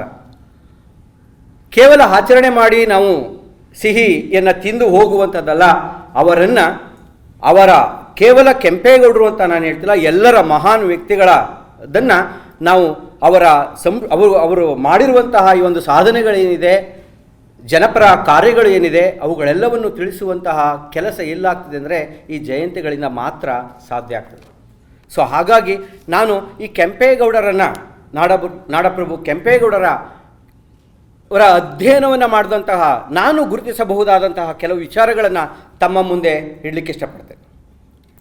ರಾಜಣ್ಣ ಸರ್ ಹೇಳಿದ್ರು, ಕೋಟೆ ಪೇಟೆ ಉದ್ಯಾನವನಗಳು ಅವೆಲ್ಲವೂ ಕೂಡ ಮುಖ್ಯ. ಆಗಾಗಿಯೂ ಕೂಡ ಅದರ ಜೊತೆಯಲ್ಲಿ ಅವರ ಈ ಒಂದು ಧಾರ್ಮಿಕ, ಸಾಂಸ್ಕೃತಿಕ, ಶೈಕ್ಷಣಿಕ ವಿಚಾರಗಳನ್ನು ನಾವು ಇಲ್ಲಿ ಮನಗಾಣಬೇಕಾಗ್ತದೆ. ಸೊ ಮೊದಲನೆಯದಾಗಿ ಈ ಒಂದು ಕೆಂಪೇಗೌಡರು ದೂರದೃಷ್ಟಿಯ ನಾಯಕತ್ವ, ನಾನು ಆಗಲೇ ಹೇಳಿದೆ, ಇದು 2ರಿಂದ 4 ಚದರ ಕಿಲೋಮೀಟರನ್ನು ಹೊಂದಿತು. ಆ ಒಂದು ಕನಸನ್ನು ಕಂಡರು. ಜೈಪಾಲ್ ಉಲ್ಲೇಖ ಮಾಡಿದ್ರು, ಲ್ಯಾಂಡ್ ಲಾಕ್ ಅಂತ ಹೇಳ್ತೀವಿ ನಾವು. ಅಂದರೆ ಒಂದು ಭೂಪ್ರದೇಶವನ್ನು ಸುತ್ತುವರಿದ ಭಾಗ ಎಲ್ಲವೂ ಕೂಡ ಭೂಪ್ರದೇಶದಿಂದ ಕೂಡಿದಾಗ ಅದನ್ನು ನಾವು ಭೂಖಂಡ, ಆವರ್ತ ಪ್ರದೇಶ ಅಂತ ನಾವು ಅದನ್ನು ಕರಿತೀವಿ. ನೋಡಿ, ಬೆಂಗಳೂರಿಗೆ ಒಂದೇ ಒಂದು ಕೊರತೆ ಏನು ಅಂದರೆ ಬೀಚ್ ಇಲ್ಲ, ಸಮುದ್ರದ ಅಂಚಿನಲ್ಲಿ ಇಲ್ಲ ಅನ್ನುವಂತಹ ಒಂದು ಕೊರತೆಯನ್ನು ಬಿಟ್ಟರೆ ಬೆಂಗಳೂರಿಗೆ ಇನ್ಯಾವುದೇ ಒಂದು ಕೊರತೆ ಇಲ್ಲ. ಶೈಕ್ಷಣಿಕವಾಗಿ, ರಾಜಕೀಯವಾಗಿ, ಸಾಮಾಜಿಕವಾಗಿ ಎಲ್ಲ ಧರ್ಮದ ಜನರ ಒಂದು ಕೇಂದ್ರವಾಗಿ ಇವತ್ತು ಇದು ಬೆಂಗಳೂರು. ಸೊ ಹಾಗಾಗಿ ಅವರನ್ನು ದೂರದೃಷ್ಟಿಯ ನಾಯಕ ಎಂಬುದಾಗಿ ಹೇಳ್ತೇವೆ. ಆದ್ದರಿಂದಲೇ ಕರ್ನಾಟಕದಲ್ಲಿ ಅವರ ಹೆಸರು ಅಜರಾಮರವಾಗಿರುವಂಥದ್ದು. ಇಂತಹವರು ಈಗ ಉದಾಹರಣೆಗೆ ನಾಲ್ವಡಿ ಕೃಷ್ಣರಾಜ ಒಡೆಯರು ಮತ್ತು ಸರ್ ಎಂ ವಿಶ್ವೇಶ್ವರಯ್ಯನವರ ನಾವು ಜ್ಞಾಪಕ ಮಾಡ್ಕೊಳ್ತೀವಿ. ಮಂಡ್ಯ ಜಿಲ್ಲೆಯ ಬಹುಪಾಲು ಗ್ರಾಮಗಳಲ್ಲಿ ಅವರ ಮೂರ್ತಿಗಳನ್ನು ನಾವು ನೋಡ್ತೇವೆ. ಯಾಕೆ ನೋಡ್ತೇವೆ ಅಂತಂದರೆ, ಅವರು ಮಂಡ್ಯ ಜಿಲ್ಲೆಯಲ್ಲಿರುವಂತಹ ಅವರು ಬಹುಪಾಲು ಒಕ್ಕಲಿಗರೇ. ಆದರೆ ಅಲ್ಲಿ ಅವರ ಗ್ರಾಮಗಳಲ್ಲಿ ಸರ್ ಎಂ ವಿಶ್ವೇಶ್ವರಯ್ಯ ಮತ್ತು ನಾಲ್ವಡಿ ಕೃಷ್ಣರಾಜ ಒಡೆಯರು ಅವರು ಒಕ್ಕಲಿಗರಲ್ಲ, ಆದ್ರೂ ಕೂಡ ಅವ್ರನ್ನ ಪೂಜೆ ಮಾಡ್ತಿದ್ದಾರೆ ಅಂತಂದರೆ ಇಲ್ಲಿ ಯಾವುದಕ್ಕೆ ಅಂದರೆ ಒಳ್ಳೆಯ ಕಾರ್ಯಗಳಿಗೆ ಜನ ಎಲ್ಲಿಂದಲೂ ಕೂಡ ಮನ್ನಣೆ ಸಿಗುತ್ತದೆ. ಹಾಗೆಯೇ ಕೆಂಪೇಗೌಡರು ಕೂಡ ಕೇವಲ ಒಂದು ವರ್ಗಕ್ಕೆ ಮಾತ್ರ ಸೀಮಿತವಾಗದೆ ಎಲ್ಲ ಜನರ ವರ್ಗಕ್ಕೆ ಅವರು ಆಸರೆಯಾಗಿದ್ದುದು ನಮಗೆ ಇತಿಹಾಸದ ಮೂಲಕ ಸಿಗುತ್ತೆ. ಅದರಿಂದಲೇ ಸಾಕಷ್ಟು ಪೇಟೆಗಳನ್ನು ಅವರು ನಿರ್ಮಾಣ ಮಾಡ್ತಾರೆ. ಮತ್ತು ಎರಡನೆಯದಾಗಿ ಅವ್ರನ್ನ ಯಾಕೆ ನಾವು ಇಷ್ಟಪಡ್ತೀವಿ ಅಂತಂದರೆ, ಒಂದು ಅತ್ಯುತ್ತಮ ನಗರ ನಿರ್ಮಾಪಕ ಅಂತಂದರೆ ಒಂದು ದಿನಗಳಲ್ಲಿ ಉತ್ತಮವಾದಂತಹ ರಸ್ತೆಗೆ ಬೇಕಾದಂತಹ ಈ ಒಂದು ಜಾಗ, ಉದ್ಯಾನವನಗಳಿಗೆ ಮೀಸಲಿಟ್ಟಂತಹ ಜಾಗ, ನಂತರ ಸರ್ಕಾರಿ ಸರ್ಕಾರಿ ಕಚೇರಿಗಳಿಗೆ ಬೇಕಾದಂತಹ ಈ ಒಂದು ಸ್ಥಳ, ಇವೆಲ್ಲವನ್ನೂ ಕೂಡ ಅವರು ನಿಗದಿ ಮಾಡಿರುವಂಥದ್ದು. ಅಂದರೆ ಅವರು ಯಾವುದೇ ರೀತಿಯಾದಂಥ ಶೈಕ್ಷಣಿಕವಾಗಿ ಹೆಚ್ಚು ಅಂದರೆ ವಿದ್ಯಾವಂತರಾಗಿಲ್ಲ ಅಂತ ಅನ್ನೋಂಥದ್ದು ನನಗೆ ಗೊತ್ತಿಲ್ಲ, ಅದು ಇತಿಹಾಸವನ್ನು ಓದಿದಂತಹವರು ತಿಳಿಸ್ಬೇಕು. ಸೊ ಹಾಗಾಗಿ ಉತ್ತಮ ಒಬ್ಬ ನಗರ ಯೋಜನೆಗಳಲ್ಲಿ ಮುಂಚೂಣಿಯಲ್ಲಿ ಹೊಂದಿರುವಂತಹ ಇವರು ನಿಜವಾಗಿಯೂ ಕೂಡ ಈ ಒಂದು ಜೀವಂತ ಸಾಕ್ಷಿ. ಅವರ ಒಂದು ನಗರ ಯೋಜನೆಯ ಒಂದು ಕಲ್ಪನೆ ಜೀವಂತ ಸಾಕ್ಷಿ ಎಂದರೆ ತಪ್ಪಾಗಲಾರದು. ಮತ್ತು ಪ್ರೇಮಿ, ಉತ್ತಮವಾದಂತಹ ಆಡಳಿತಗಾರ. ಯಾಕೆಂದರೆ ಇವರು ಆಡಳಿತ ಕೌಶಲ್ಯವನ್ನು ಹೊಂದಿದಂಥವರು, ಪ್ರಜೆಗಳ ಸುಖವನ್ನು ಕಂಡುಕೊಂಡಂಥವರು, ಆ ಪ್ರಜೆಗಳ ಸಮೃದ್ಧಿಯೇ ಇವರ ಗುರಿಯಾಗಿರುವಂಥದ್ದನ್ನು ನಾವು ಕಂಡುಕೊಳ್ತೀವಿ. ಸೊ ಹಾಗಾಗಿ ಪೇಟೆಗಳ ನಿರ್ಮಾಣ ಆಗ್ತವೆ. ಮುಖ್ಯವಾಗಿ ಅವರ ಕಾಲದಲ್ಲಿ 15 ಪೇಟೆಗಳು ನಿರ್ಮಾಣ ಆಗ್ತವೆ. ದೊಡ್ಡಪೇಟೆ, ಚಿಕ್ಕಪೇಟೆ, ಕುರುಬರ ಪೇಟೆ, ಮತ್ತು ನಗರ್ತಲ ಪೇಟೆ, ಹಲಸೂರು ಪೇಟೆ, ಇವತ್ತಿನ ಹುಣಸೂರು ಪೇಟೆ, ಇವೆಲ್ಲವೂ ಕೂಡ ಮುಖ್ಯವಾಗಿ ಅಂದರೆ ಈ ಪೇಟೆಗಳೆಲ್ಲವೂ ಕೂಡ ಒಂದೊಂದು ವರ್ಗದ ಜನರಿಗೆ ಅವರ ಜೀವನವನ್ನು ನಡೆಸೋದಕ್ಕೆ ಅವಕಾಶವನ್ನು ಕಟ್ಟಿಕೊಟ್ಟಂತಹ ಈ ಒಂದು ಪ್ರಭು ನಿಜವಾಗಿಯೂ ಕೂಡ ನಮ್ಮೆಲ್ಲರಿಗೂ ಕೂಡ ಒಂದು ಅವರ ಬಗ್ಗೆ ಹೆಚ್ಚು ಗೌರವವನ್ನು ಹೆಚ್ಚಿಸುವಂತಹದ್ದಾಗ್ತದೆ. ಉದಾಹರಣೆಗೆ ದೊಡ್ಡಪೇಟೆ ಇವತ್ತು ಏನು ಇಂದಿನ ಅವೆನ್ಯೂ ರಸ್ತೆ ವಿಶೇಷವಾಗಿ ದೊಡ್ಡದಾದಂತಹ ಮಾರುಕಟ್ಟೆ ಪ್ರದೇಶವಾಗಿರುವಂಥದ್ದು ಅಥವಾ ವ್ಯಾಪಾರಿ ಕೇಂದ್ರ ಆಗಿರುವಂಥದ್ದು ಕಾಣ್ತೇವೆ. ಚಿಕ್ಕಪೇಟೆ ವಾಣಿಜ್ಯ ಕೇಂದ್ರವಾಗಿರುವಂಥದ್ದು, ಅಕ್ಕಿಪೇಟೆ ಮುಖ್ಯವಾಗಿ ಅಕ್ಕಿ ಮತ್ತು ದಾಸ್ತಾನುಗಳನ್ನು ಮಾರಾಟ ಮಾಡುವಂಥದ್ದು, ಬಳೆಪೇಟೆ ಬಳೆ ಮತ್ತು ಇತರ ಈ ಒಂದು ಸೌಂದರ್ಯ ವಸ್ತುಗಳನ್ನು ಮಾರಾಟ ಮಾಡುವಂಥದ್ದು, ನಗರ್ತಲಪೇಟೆ ಇಲ್ಲಿ ಮುಖ್ಯವಾಗಿ ಚಿನ್ನ ಮತ್ತು ಬೆಳ್ಳಿ ಆಭರಣಗಳನ್ನು ತಯಾರು ಮಾಡುವಂತಹ ಪೇಟೆನ ಅಂದರೆ ಅವರಿಗೆ ಮೀಸಲಿಟ್ಟಂತಹ ಈ ಒಂದು ಭಾಗವನ್ನು ಅವರು ನಿರ್ಧಾರ ಮಾಡ್ತಾರೆ. ಉದಾಹರಣೆಗೆ ಮಡಿಕೆಗಳನ್ನು ನಿರ್ಮಾಣ ಮಾಡುವಂಥವರು ಅಥವಾ ತಯಾರಿಸಿರುವಂಥವ್ರು ಆ ಒಂದು ಕಂಬಾರರ ಪೇಟೆ ಅಂತ ಇದು ಮಾಡ್ತಾರೆ. ಮತ್ತು ಕುರುಬರ ಪೇಟೆ ಎನ್ನುವಂಥದ್ದನ್ನು ಕೂಡ ಅವ್ರು ಮಾಡ್ತಾರೆ. ಗಾಣಿಗರ ಪೇಟೆ ಇದು ವಿಶೇಷವಾಗಿ ಈ ಒಂದು ಎಣ್ಣೆಯನ್ನು ಉತ್ಪಾದನೆ ಮಾಡುವಂಥದ್ದು ಅಥವಾ ಎಣ್ಣೆ ತಯಾರು ಮಾಡುವಂತಹ ಈ ಒಂದು ಪೇಟೆ, ಅಲ್ಲಿಯ ಜನರಿಗೆ ಅನುಕೂಲವಾಗುವಂತಹ ಪೇಟೆಯನ್ನು ಉಪ್ಪಾರ ಪೇಟೆ, ಉಪ್ಪಾರ ಅಂದರೆ ಉಪ್ಪು ಮತ್ತು ಸಾಂಬಾರ ಪದಾರ್ಥಗಳಿಗೆ ಸಿಗಬಹುದಾದಂತಹ ಎಲ್ಲ ವಸ್ತುಗಳು ಸಿಗುವಂತಹ ಒಂದು ಪೇಟೆಯನ್ನು ಅವರು ನಿರ್ಮಾಣ ಮಾಡ್ತಾರೆ. ನಂತರ ಈ ಒಂದು ಮತ್ಯಾಲಯ ಪೇಟೆ ಅಂತ ಹೇಳ್ತೀವಿ. ಇಲ್ಲಿ ಮುತ್ತು ಮತ್ತು ಇತರ ಹೆಚ್ಚು ಕಾಸ್ಟ್ಲಿ ಇರುವಂತಹ ಈ ಒಂದು ಆಭರಣಗಳನ್ನು ಮಾಡುವಂತಹ ಭಾಗ ಇದಾಗಿದೆ. ಹಾಗಾಗಿ ಇದಿಷ್ಟೇ ಸಾಕು ನಮಗೆ ಅವರು ಎಲ್ಲ ಜನರಿಗೆ ಬದುಕಲು ಅವಕಾಶವನ್ನು ಮಾಡಿಕೊಟ್ಟುವುದರ ಜೊತೆಗೆ ಅವರದೇ ಆದಂತಹ ಒಂದು ಸಾಮೀಪ್ಯ ಅಥವಾ ಒಂದು ಸಾಮ್ಯತೆಯನ್ನು ಪಡೀಲಿಕ್ಕೆ ಅವಕಾಶವನ್ನು ಮಾಡಿಕೊಟ್ರು ಅನ್ನುವಂಥದ್ದು ನಮಗೆ ಕಂಡುಬರ್ತದೆ. ಅಷ್ಟೇ ಅಲ್ಲದೆ ಇವರು ಅಗ್ರಹಾರಗಳನ್ನು ನಿರ್ಮಾಣ ಮಾಡ್ತಾರೆ. ಪ್ರಮುಖವಾಗಿ 5 ಅಗ್ರಹಾರಗಳನ್ನು ನಿರ್ಮಾಣ ಮಾಡ್ತಾರೆ. ಅಂದರೆ ಅಗ್ರಹಾರಗಳು ಅಂತಂದರೆ ಜ್ಞಾನವಂತರು ಎನ್ನುವಂತಹ ಆ ಒಂದು ದಿನಗಳಲ್ಲಿ ಅಂದರೆ ವೇದೋಪನಿಷತ್ತು ಮಾಡುವಂಥವರು, ಪುರೋಹಿತರು ಮತ್ತು ಶೈಕ್ಷಣಿಕವಾಗಿ ಸಾಂಸ್ಕೃತಿಕ ಹಬ್ಬಗಳನ್ನು ಆಚರಣೆ ಮಾಡಲು ಸಹಾಯ ಮಾಡುವಂಥವರು ಇವರೆಲ್ಲರೂ ಕೂಡ ಇಲ್ಲಿ ಇರ್ತಾರೆ. ಮುಖ್ಯವಾಗಿ ಕೆಂಪೇಗೌಡ ಅಗ್ರಹಾರ ಅಂದರೆ ವೇದ ಪಂಡಿತರು ಮತ್ತು ಪುರೋಹಿತರು ಇಲ್ಲಿ ವಾಸ ಮಾಡುವಂತಹ ಜಾಗಕ್ಕೆ ಅವರು ಒತ್ತನ್ನು ಕೊಡ್ತಾರೆ. ಗವಿ ಗಂಗಾಧರೇಶ್ವರ ಅಗ್ರಹಾರ ಅಲ್ಲಿ ಮುಖ್ಯವಾಗಿ ಪೂಜೆ ಮತ್ತು ಪುನಸ್ಕಾರಗಳನ್ನು ಮಾಡುವಂತಹ ಅಥವಾ ಧಾರ್ಮಿಕ ಕೇಂದ್ರಗಳನ್ನು ಅಲ್ಲಿ ತೋರಿಸುವಂತಹದನ್ನು ಕಾಣ್ತೇವೆ. ಬಸವನಗುಡಿ ಅಗ್ರಹಾರ ಪುನಃ ಅದು ಧಾರ್ಮಿಕ ಮತ್ತು ಸಾಂಸ್ಕೃತಿಕ ಕೇಂದ್ರವಾಗಿರ್ತದೆ. ಹಲಸೂರು ಅಗ್ರಹಾರ ವಿಶೇಷವಾಗಿ ಸೋಮೇಶ್ವರ ದೇವಸ್ಥಾನದ ಸುತ್ತಮುತ್ತಲಿನ ಭಾಗ ಅಲ್ಲಿ ಇರುವಂಥದ್ದು. ದೊಡ್ಡಪೇಟೆ ಅಗ್ರಹಾರ ಇಲ್ಲಿ ವಿಶೇಷವಾಗಿ ರಂಗನಾಥ ಸ್ವಾಮಿ ದೇವಾಲಯದ ಸುತ್ತಲಿರುವಂತಹ ಭಾಗ. ಆ ಒಂದು ಅಂದರೆ ಇಲ್ಲಿ ಎಲ್ಲವನ್ನೂ ಕೂಡ ನಾವು ನೋಡಿದಾಗ ಎಲ್ಲೋ ಒಂದು ಕಡೆ ನಾವು ಈ ನಾಡಪ್ರಭು ಕೆಂಪೇಗೌಡರು ತನ್ನ ವೈಯಕ್ತಿಕ ಚಿಂತನೆಗಳನ್ನು, ತಮ್ಮ ವೈಯಕ್ತಿಕ ಸಾಧನೆಗಳ ವೈಯಕ್ತಿಕ ವಿಚಾರಗಳಿಗೆ ಸಂಬಂಧಪಡದೆ ಬಹುಪಾಲು ಜನರ ಯೋಗ ಅಥವಾ ಕಲ್ಯಾಣ ಅಂತ ಹೇಳ್ತೀವಲ್ಲ, ಜನಕಲ್ಯಾಣ ಕಾರ್ಯಗಳನ್ನು ಅವ್ರು ಮಾಡಿರುವಂಥದ್ದು ನಮಗೆ ಕಂಡುಬರ್ತದೆ. ಮತ್ತು ಮತ್ತೊಂದು ವಿಶೇಷವಾಗಿ ನಾವು ಅವರಲ್ಲಿ ಗುರುತಿಸಿರುವಂಥದ್ದು ನ್ಯಾಯಪ್ರಿಯ ರಾಜ ಎಂಬುದಾಗಿ ಅವರು ಬಿರುದನ್ನು ಪಡ್ಕೊಳ್ತಾರೆ.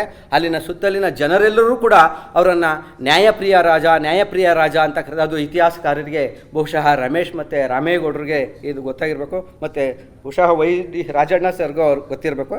ಸಮಾನ ನ್ಯಾಯ ನೀಡುವಂತಹ ಗುಣ, ಅಲ್ಲಿ ಯಾವುದೇ ರೀತಿಯಾದಂತಹ ಭೇದ ಭಾವವಿಲ್ಲ,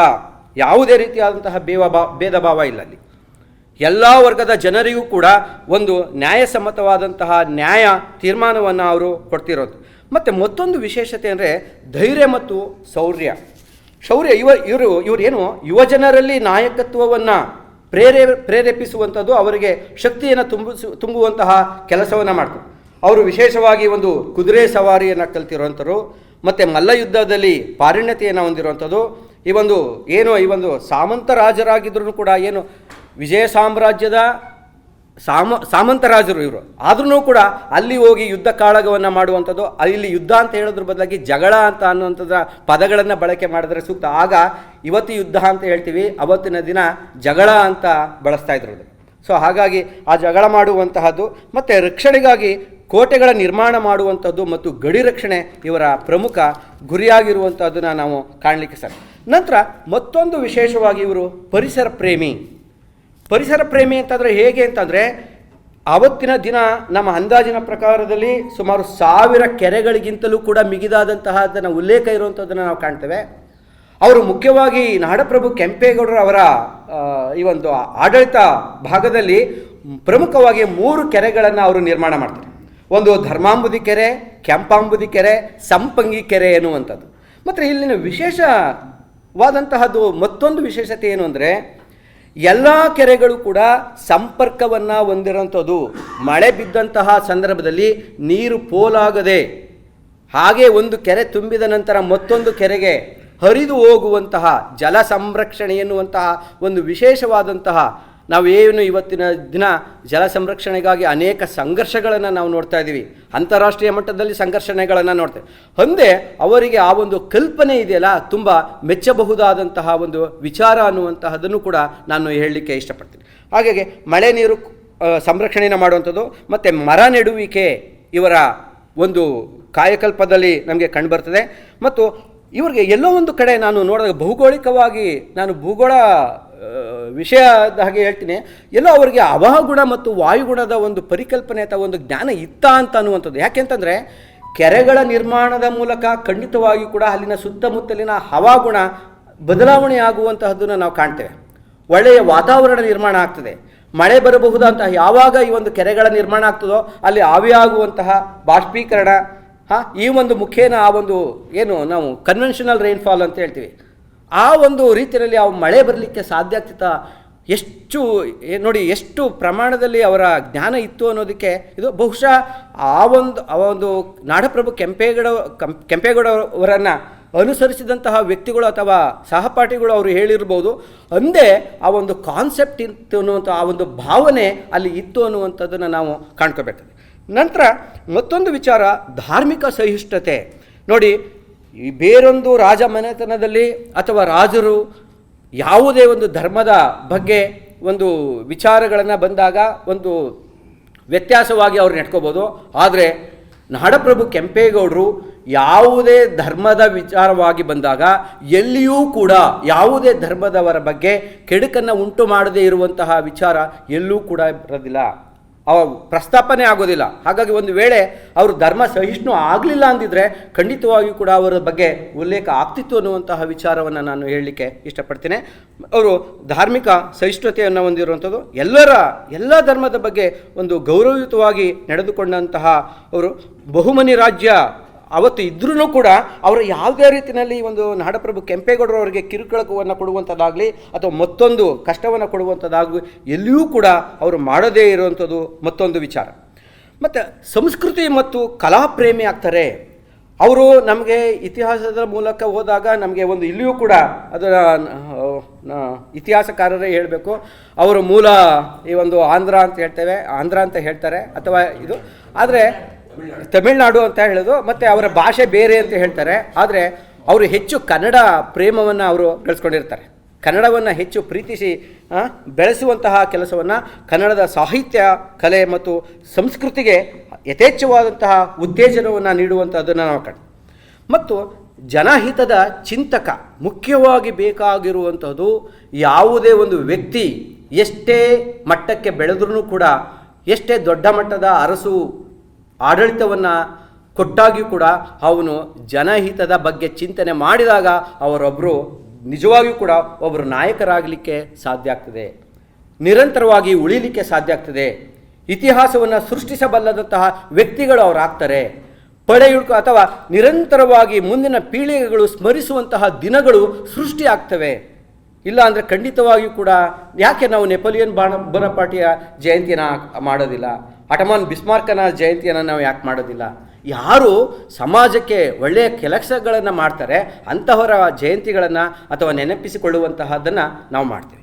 ಹಾಗಾಗಿ ಜನಹಿತದ ಚಿಂತಕ. ಮತ್ತು ಇಲ್ಲಿ ಜನಹಿತದ ಚಿಂತಕ ಅಂತಂದರೆ ಯಾಕೆ ಮಾರುಕಟ್ಟೆಯನ್ನು ಅವರು ನಿರ್ಮಾಣ ಮಾಡ್ತಾರೆ, ರಸ್ತೆ ಮತ್ತು ಸಂಪರ್ಕದ ವ್ಯವಸ್ಥೆಯನ್ನು ಅವರು ಕಲ್ಪಿಸ್ತಾರೆ. ಜನಹಿತವೇ ಆಡಳಿತದ ಮುಖ್ಯ ಉದ್ದೇಶ ಎನ್ನುವಂತಹದನ್ನು ಅವರು ಮನಗಂಡು ನಿರಂತರವಾಗಿ ಕಾರ್ಯವನ್ನು ಅವರು ನಿರ್ವಹಿಸ್ತಾ ಇರ್ತಾರೆ. ಮತ್ತು ಆಡಳಿತದಲ್ಲಿ ದಕ್ಷತೆ, ಉತ್ತಮ ಆಡಳಿತ, ತೆರಿಗೆ ವ್ಯವಸ್ಥೆಯನ್ನು ಅವರು ತರ್ತಾರೆ. ಉತ್ತಮವಾದಂತಹ ತೆರಿಗೆ ವ್ಯವಸ್ಥೆ, ಅಲ್ಲಿ ಯಾವ ಅವರ ಏನು ಆದಾಯ ಏನಿದೆ ಅದಕ್ಕೆ ಸರಿಯಾದಂತಹ ಈ ಒಂದು ತೆರಿಗೆ ವ್ಯವಸ್ಥೆಯನ್ನು ತಂದು ನಂತರ ಇದರ ಮೂಲಕ ಈ ಒಂದು ಸಾಮಂತ ರಾಜರಾಗಿರೋದ್ರಿಂದ ಈ ಒಂದು ವಿಜಯ ಸಾಮ್ರಾಜ್ಯಕ್ಕೆ ಅವರು ಕೊಡ್ತಾ ಇರುವಂಥದ್ದನ್ನು ಕಾಣ್ತೇವೆ. ಒಟ್ಟಾಗಿ ಅವರ ಆಧಿಪತ್ಯದಲ್ಲಿ ಅಥವಾ ಆಡಳಿತದಲ್ಲಿ ಇವರು ಒಳ್ಳೆಯ ತೆರಿಗೆ ವ್ಯವಸ್ಥೆಯನ್ನು ಮತ್ತು ಭದ್ರತಾ ವ್ಯವಸ್ಥೆ ಅಂತಂದರೆ ಕೋಟೆಗಳನ್ನು ನಿರ್ಮಾಣ ಮಾಡುವುದರ ಜೊತೆಗೆ ಈ ಒಂದು ಜನರ ಯೋಗ ಕಲ್ಯಾಣ ಅಥವಾ ರಕ್ಷಣೆಯನ್ನು ಮಾಡುವಂತಹದ್ದು ಕೂಡ ಇಲ್ಲಿ ಮುಖ್ಯ. ಮತ್ತು ಕೊನೆಯದಾಗಿ ನಾಡಪ್ರಭು ಕೆಂಪೇಗೌಡರು ನಾ ಕಂಡಂತೆ ಸ್ವಾಭಿಮಾನಿ ಮತ್ತು ದೇಶಪ್ರೇಮಿ. ಯಾಕೆಂದರೆ ವಿಜಯನಗರದ ಮೇಲಿನ ನಿಷ್ಠೆ ಅವರಿಗೆ ನಿರಂತರವಾಗಿರುವಂಥದ್ದು. ಅವರು ಆ ಒಂದು ದಿನದಲ್ಲಿ ಬಲಾಢ್ಯರಾಗಿದ್ರೂ ಕೂಡ ವಿಜಯ ಸಾಮ್ರಾಜ್ಯದ ಏನು ಅರಸರಿರ್ತಾರ ಅವ್ರ ಬಗ್ಗೆ ಏನು ಶಕ್ತಿಯನ್ನು ಅವ್ರ ಬಗ್ಗೆ ವಿರುದ್ಧವಾಗಿ ಹೋರಾಡಬಲ್ಲಂತಹ ಶಕ್ತಿಯನ್ನು ಹೊಂದಿದ್ದಾಗಿಯೂ ಕೂಡ ಅವರು ಸ್ವಾಮಿ ನಿಷ್ಠೆ ಎನ್ನುವಂತಹದನ್ನು ಮರೆಯೋದಿಲ್ಲ. ಮತ್ತು ಸಾಮಂತರಾಜನಾಗಿ ನಿಷ್ಠೆಯಿಂದ ಕಾರ್ಯನಿರ್ವಹಿಸಿರುವಂಥದ್ದು ಬಹಳ ಮುಖ್ಯವಾಗ್ತದೆ.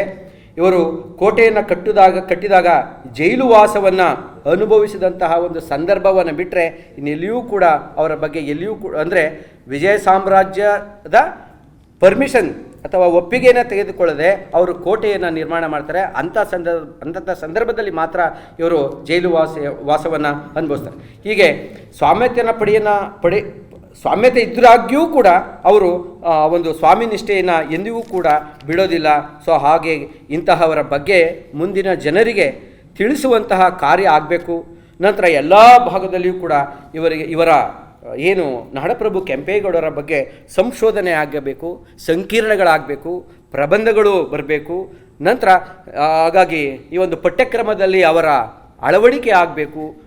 ಹಾಗಾಗಿ ಈ ಒಂದು ಜಯಂತಿಯ ಮೂಲಕ ಒಂದು ಸಂದೇಶ ಏನು ಅಂತಂದರೆ, ನಮ್ಮ ಮುಂದಿನ ತಲೆಮಾರಿಗೆ ಈ ಒಂದು ಖಂಡಿತವಾಗಿಯೂ ಕೂಡ ಈ ಒಂದು ನಾಡಪ್ರಭು ಕೆಂಪೇಗೌಡರ ಗುಣಾವಗುಣಗಳು ಏನಿದ್ದಾವೆ ಅವುಗಳನ್ನು ತಿಳಿಸಿದ್ರೆ ಮುಂದಿನ ಪೀಳಿಗೆ ಯಾವುದೋ ಒಂದು ರೀತಿಯಲ್ಲಿ ಅವರ ಅನುಸರಣೆಯನ್ನು ಮಾಡಿ ಅವರು ನಡೆದು ಬಂದಂತಹ ದಾರಿಯಲ್ಲಿ ಇವರು ಸಾಕ್ತಾರೆ ಎನ್ನುವಂತಹ ಮಾತನ್ನು ನಾನು ಹೇಳ್ತಾ ಇಷ್ಟೊಂದು ಅವಕಾಶವನ್ನು ಮಾಡಿಕೊಟ್ಟಂತಹ ತಮ್ಮೆಲ್ಲರಿಗೂ ಕೂಡ ಧನ್ಯವಾದಗಳನ್ನು ಸಲ್ಲಿಸಿ, ವಿಶೇಷವಾಗಿ ಡೀನ್ ಶೈಕ್ಷಣಿಕ ವಿಭಾಗಕ್ಕೆ ಧನ್ಯವಾದವನ್ನು ಸಲ್ಲಿಸಿ ನನ್ನ ಮಾತನ್ನು ಮುಗಿಸ್ತೀನಿ. ನಮಸ್ಕಾರ. ಆದರೆ ನಾನೊಂದು ವಿಚಾರ ನಾನು ಹಾಗೆ ಮಾತಾಡಲಿಲ್ಲ ಪ್ರಸ್ತಾವಕ್ಕೆ ನುಡಿಲಿ, ಯಾಕೆಂದರೆ ನನ್ನ ಮಾತಿತ್ತು, ಅದಕ್ಕೆ ನಾನು ಕಾಯ್ತಾ ಇದ್ದೆ. ನಾನು ಕೆಲವನ್ನು ಐತಿಹಾಸಿಕವಾಗಿ ಆಧಾರ ಸಹಿತವಾಗಿ ಹೇಳಬೇಕು ನಿಮಗೆ, ನಾವೇನೇನು ಹೇಳೋಕ್ಕಾಗಲ್ಲ, ಬಹುಶಃ ಎಲ್ಲ ಹೇಳಿದ್ದಾರೆ. ಆದರೆ ಒಂದು ನಾಡಪ್ರಭು ಕೆಂಪೇಗೌಡರ ಬಗ್ಗೆ ಕರ್ನಲ್ ಮೆಕೆಂಜಿ ತುಂಬ ವರ್ಕ್ ಮಾಡಿದ್ದಾರೆ. ಅವರ ಕೈಪಿ ಎತ್ತುಗಳು ಅಂದರೆ ನಾನು ಆ ನಾಡಿನವನು, ನೆಲಮಂಗಲ ಮತ್ತು ಮಾಗಡಿ ಸೀಮೆಯು ನಾನು.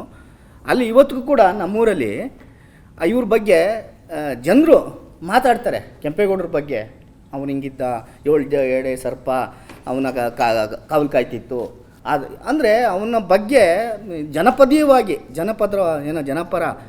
ಅಂದರೆ ಹಳ್ಳಿಯ ಜನರ ಸೊಗಡು ಇವತ್ತಿಗೂ ಕೂಡ ಅವನ ಬಗ್ಗೆ ಲಾವಣಿಗಳನ್ನು ಆಡ್ತಾರೆ. ಅದನ್ನು ಕರ್ನಲ್ ಮೆಕೆಂಜಿ ಅದನ್ನು ಸಂಗ್ರಹಿಸಿದ್ದಾರೆ.